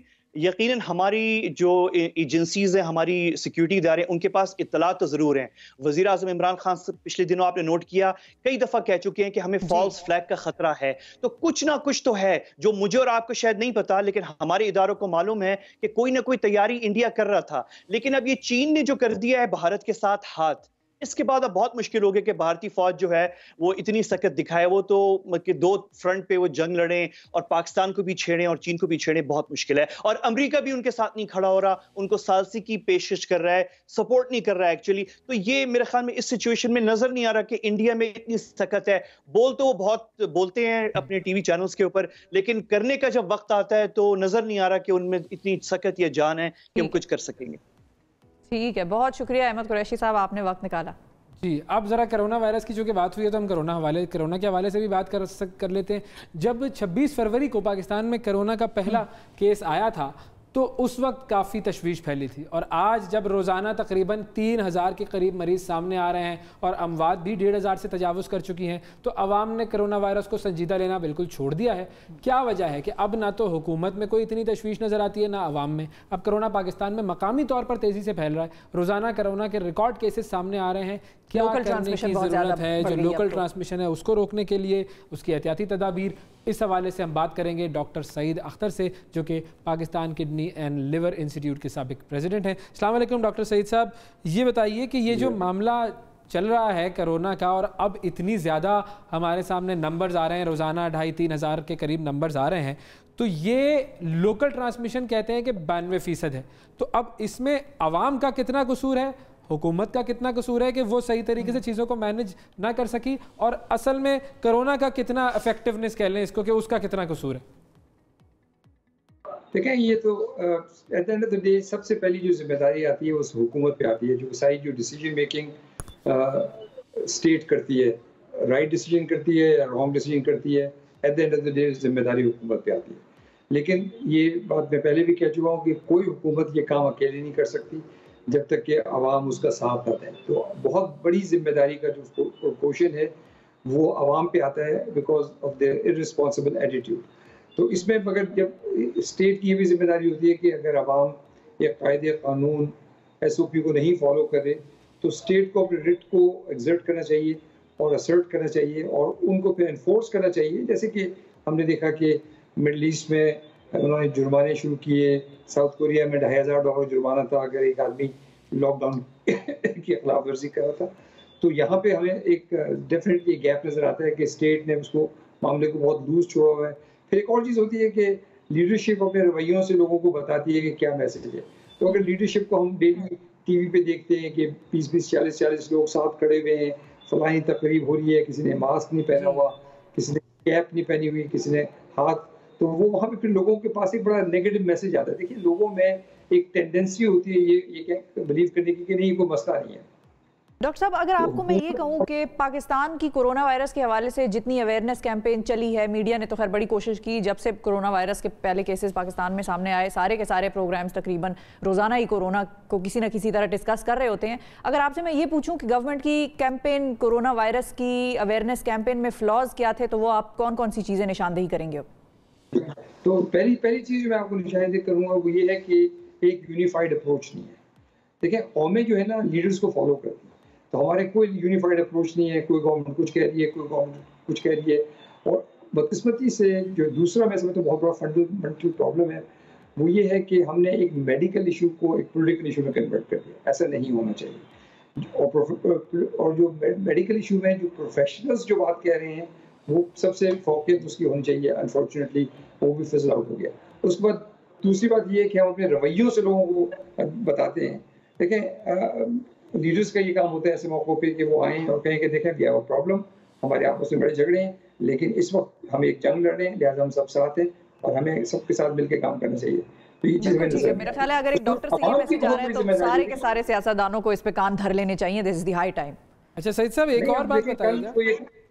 जी, कल सॉरी मैं आपको बता, कल मुझे एक स्टेटमेंट सुना रहे थे कि नहीं ये तो एक जाली चीज़ है और गवर्नमेंट 3000 रुपये ले रही है कोरोना की डेड बॉडी वसूल करना। मतलब इससे ज़्यादा कोई immature behavior coming from a leadership मेरी नजर में। अच्छा, ये बहुत सारे लोग ऐसे हैं जो कि हमें भी मिले हैं और ज़ाती तौर पर मैं आपको बता रहा हूँ कि मुझे भी बहुत सारे ऐसे लोग मिले जिन्होंने ये कहा कि हम जब अपने किसी नॉर्मल बीमारी के मरीज़ को भी लेकर जा रहे हैं मुख्तलिफ हॉस्पिटल्स में, और उन्होंने हॉस्पिटल्स के नाम भी लिए मुख्तलिफ शहरों में, तो वो कहते हैं कि हमें डॉक्टर्स कहते हैं कि अगर आप अपने मरीज़ को, या अस्पताल की मैनेजमेंट कहती है कि अगर आप अपने मरीज़ को कोरोना में लिस्ट करवा लेंगे तो हम आपसे फ़ीस नहीं लेंगे। वो ये भी कहते हैं कि अगर दूसरी अमवात भी हो रही हैं, जो कि मिसाल के तौर पर अगर हार्ट के मरीज़ की किसी की डेथ हुई है उसकी हार्ट डिजीज़ की वजह से, तो उसको भी वहाँ पर कोरोना की ही मौत में लिखा जा रहा है। ऐसा क्यों हो रहा है और ऐसा कौन कर रहा है? और पैसे बना रहे हैं लगता है कोई। अच्छा देखिए, ये अगर ऐसा हो रहा है तो ये एक बहुत बड़ी क्रिमिनल एक्टिविटी है, ये कोई प्रोफेशनल एक्टिविटी नहीं है। हर प्रोफेशन में कुछ क्रिमिनल्स होते हैं, नॉन प्रोफेशनल्स होते हैं, तो अगर ऐसा है तो हुकूमत को बहुत सख्त एक्शन लेना चाहिए उस चीज़ के खिलाफ। इस पर मैं समझता हूँ। अच्छा, लेकिन हैविंग सेड दैट, एक ये भी है कि कोरोना की जो मैनिफेस्टेशंस हैं, यानी जो उसके सिम्टम्स हैं, उसके जो अलामात हैं, वो सिर्फ सांस की बीमारी नहीं है। लॉट ऑफ टाइम कोरोना की प्रेजेंटेशन होगी, वो स्ट्रोक की फॉर्म में होगी, किडनी फेलियर की फॉर्म में होगी और हार्ट अटैक की फॉर्म में होगी। ये बातें पहले हमें इतनी अच्छी तरह नहीं पता था, लेकिन अल्लाह का एहसान है कि हम इस एपिडेमिक में लेट एंटर हुए, तो बहुत सी वो चीज़ें जो अमेरिका ने और इटली ने अपने तल्खों से सीखी, वो इन्फॉर्मेशन हमारे पास मौजूद है। लेकिन अगर इस तरह की कोई बात, मेरे लिए ये एक नई बात आपने बताई कि लोग ये कह रहे हैं कि अगर अंदर हॉस्पिटल में आओगे तो हम पैसे नहीं लेंगे। मेरा ख्याल है इस तरह की चीज़ों को इमीडिएटली गवर्नमेंट की कोई हॉटलाइन होनी चाहिए जिसमें रिपोर्ट होनी चाहिए, और ऐसे लोगों को एक बड़ी एग्जाम्पलरी पनिशमेंट मिलनी चाहिए। लेकिन मुझे ये इन्फॉर्मेशन अब मिली, लेकिन जो इन्फॉर्मेशन मुझे मिल रही है वो ये है कि लोग छुपा रहे हैं अपनी बीमारी को। वो ये कह रहे हैं कि हम क्या वजूहात हैं छुपाने की? क्योंकि इलाज तो एक तरह से मुफ्त है। यहाँ पर भी अगर कोई पैसे बना रहा है, जैसे कि ओवैस ने बात की, तो वो भी पैसे इसलिए बना रहा है क्योंकि गवर्नमेंट ने इतना ज्यादा फंडिंग की हुई है अस्पतालों को कि भाई इन लोगों को कम से कम कोई तकलीफ ना हो। नियत तो गवर्नमेंट की यही है, बाकी तो हम उसमें कुछ नहीं कर सकते। वो लोग छुपा रहे हैं कि हमने बदकिस्मती से, ये एक और ट्रेजेडी इंट्रो ट्रेजेडी है कि हमने एक बीमारी को एक स्टिग्मा बना दिया, उसको क्रिमिनलाइज कर दिया। लोग छुपते फिर रहे हैं, पुलिस छापे मार रही है। तो ये दुनिया में मैंने कभी ऐसा नहीं सुना कि किसी बीमार के साथ ये सलूक किया जाएगा। फिर लोग ये कह रहे हैं कि हमारे घर का कोई बंदा मर गया और कोविड उसको पता चल गया, तो लोग छुपा रहे हैं कि जिनको कुछ शायद पता भी था कि कोविड है, वो इसलिए नहीं बता रहे कि उनकी फिर लाश उनके हवाले नहीं की जाएगी और वो आखिरी रसूम सही तरह नहीं कर सकते। तो इसमें एक बहुत बड़ा गैप यहाँ पर भी तो फिर कैंपेन अवेयरनेस कैंपेन का फ्लॉ है ना, कि मतलब हम अगर किसी को ये कह रहे हैं कि भाई मैं नहीं बताऊंगी, अगर मुझे कोरोना हो गया मैं नहीं बताऊंगी कि कल को मुझे कुछ हो जाता है तो मेरी डेड बॉडी मेरी फैमिली को नहीं देंगे, तो ये भी तो कैंपेन का फ्लॉ है गवर्नमेंट की। बहुत बड़ा फ्लॉ है, और मैं कह रहा हूँ ये बहुत बड़ा गैप है कम्युनिकेशन का और लोगों के साथ बातचीत करने का। लेकिन हैविंग सेड दैट, ये बड़ी क्लियरली समझ लें कि दुनिया की कोई गवर्नमेंट इंक्लूडिंग आवर गवर्नमेंट ये काम खुद नहीं कर सकती।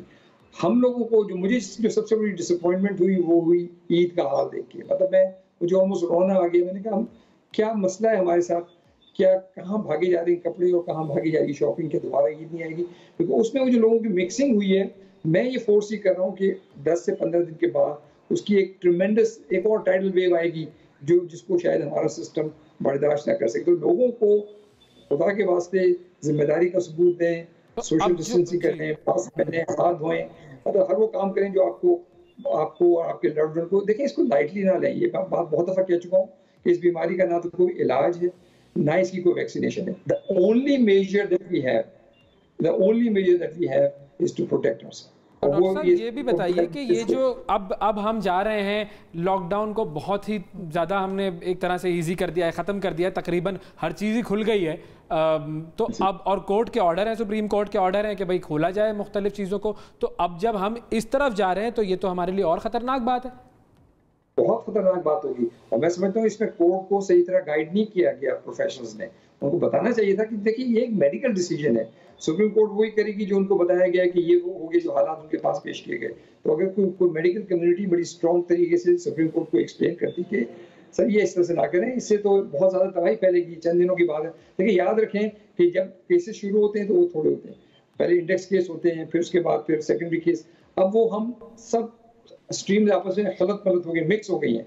अब हम उनको इवन कॉन्टैक्ट ट्रेसिंग के जरिए भी डायग्नोस नहीं कर सकते। तो इस वक्त तो हम एक बहुत बुरी डायरेक्शन में मेरे नज़र में जा रहे हैं, और इस चीज़ पे जो मुझे उससे भी बड़ा कंसर्न है वो ये कि हमारे हेल्थ केयर वर्कर्स बहुत ज़्यादा मुतासर हो रहे हैं। बहुत हाई नंबर हैं लोगों की बीमार होने के, और अगर ये हमारे सोल्जर्स की जो सफ़े हैं ये मुतासर हुई तो फिर कौन इलाज करेगा, कौन वेंटिलेटर्स चलाएगा। फिर दूसरी टीचिंग ट्रेनिंग बहुत पुअर है हमारे हिसाब से, और वो इसलिए पुअर है कि अभी भी आप कह देंगे जी इतने सारे वेंटिलेटर्स आ गए, लेकिन देखिए वेंटिलेटर नहीं अकेला चलता, कोई फरिश्ते नहीं चलाते, उसके पीछे चलाना पड़ता है, टीम होती है, नहीं टीम होती है, उसके पीछे मशीनें, ब्लड गैस की मशीन, उसकी इंटरप्रिटेशन, उसकी क्या FiO2 होगी, पीप कितनी होगी, फलानी सेटिंग क्या होगी, फलानी सेटिंग क्या होगी, ये बड़े कॉम्प्लेक्स इश्यूज हैं। डॉक्टर साहब बस क्विकली एक चीज और पूछना चाहूंगी कि हमारी गवर्नमेंट ने मेडिकल प्रोफेशनल्स की राय कितनी ली है इस सारे क्राइसिस को मैनेज करने में, पॉलिसी बनाने में, ली है या नहीं ली? देखिए गवर्नमेंट के पास अपने प्रोफेशनल्स हैं जिनकी शायद वो राय ले रहे हैं, लेकिन जो जनरली मैं समझता हूँ कराची से पेशावर तक हर मेडिकल प्रोफेशनल ये कह रहा था कि अभी आप ये लॉकडाउन ना खोलिए क्योंकि अभी हम इसके लिए तैयार नहीं है, और एग्जैक्टली वही हो रहा है जो हम सारे प्रोफेशनल बैक जुबान, चाहे वो पीमा के लोग हों चाहे PM के लोग हों, कह रहे थे। तो अब गवर्नमेंट चूंकि एक बड़ी ग्लोबल पिक्चर उनके सामने होती है, उन्हें जो डिसीजन मेकिंग करनी होती है, उनका रोल भी आसान नहीं है, बड़ी टफ डिसीजन मेकिंग करनी होती है। उन्होंने एक डिसीजन मेकिंग की है, अब उसके कॉन्सिक्वेंसेज आएंगे आगे चल के, मेरे ख्याल में वो बड़े खराब कॉन्सिक्वेंसेज होंगे, तो अल्लाह ताला से हमें दुआ करनी चाहिए। But at the same time अभी भी वक्त नहीं गया कि हम कम से कम जो सोशल मेजर्स हैं, यानी हम कम से कम अपने दिल में इसको एक्सेप्ट करें कि यार ये एक मसला है और इस मसले को वाहिद इलाज प्रिवेंशन है, लिहाजा एटलीस्ट हम सोशल मेजर को कंसिडर करें। बहुत शुक्रिया डॉक्टर सईद अख्तर साहब हमारे साथ मौजूद थे। और वाकई सूरत हाल गंभीर है, सूरत हाल इतनी तशवीशनाक है, तशवीशनाक सूरत हाल है, लेकिन हुकूमत को भी काम करना है और हम सबको मिलकर काम करना है। तभी मुश्किल फैसले थे और मुश्किल फैसले ही रहेंगे आगे जब तक कोरोना को हम शिकस्त नहीं दे देते। इसीलिए हम बार बार आपसे कहते हैं कि क्योंकि कोरोना गवर्नमेंट वालों को भी लग रहा है और आप लोगों को भी लग रहा है, तो गवर्नमेंट अपने लिए अगर कोई पॉलिसी बना रही है तो वही पॉलिसी वो एग्जैक्टली आपके लिए भी बन रही है, तो उस पर अमल दरामद करें। और जो एहतियाती तदाबीर डॉक्टर्स कह रहे हैं, चलें गवर्नमेंट पर एतबार नहीं है, अपोजिशन पर एतबार नहीं है, सियासतदानों पर एतबार नहीं है, डॉक्टर्स पर एतबार करें, जो डॉक्टर्स कह रहे हैं उसको सुने। बिल्कुल, आज के प्रोग्राम में इतना ही। कल आपसे दोबारा मुलाकात करेंगे। सोशल मीडिया पर हमसे जुड़े रहिए। कल तक के लिए अल्लाह हाफिज।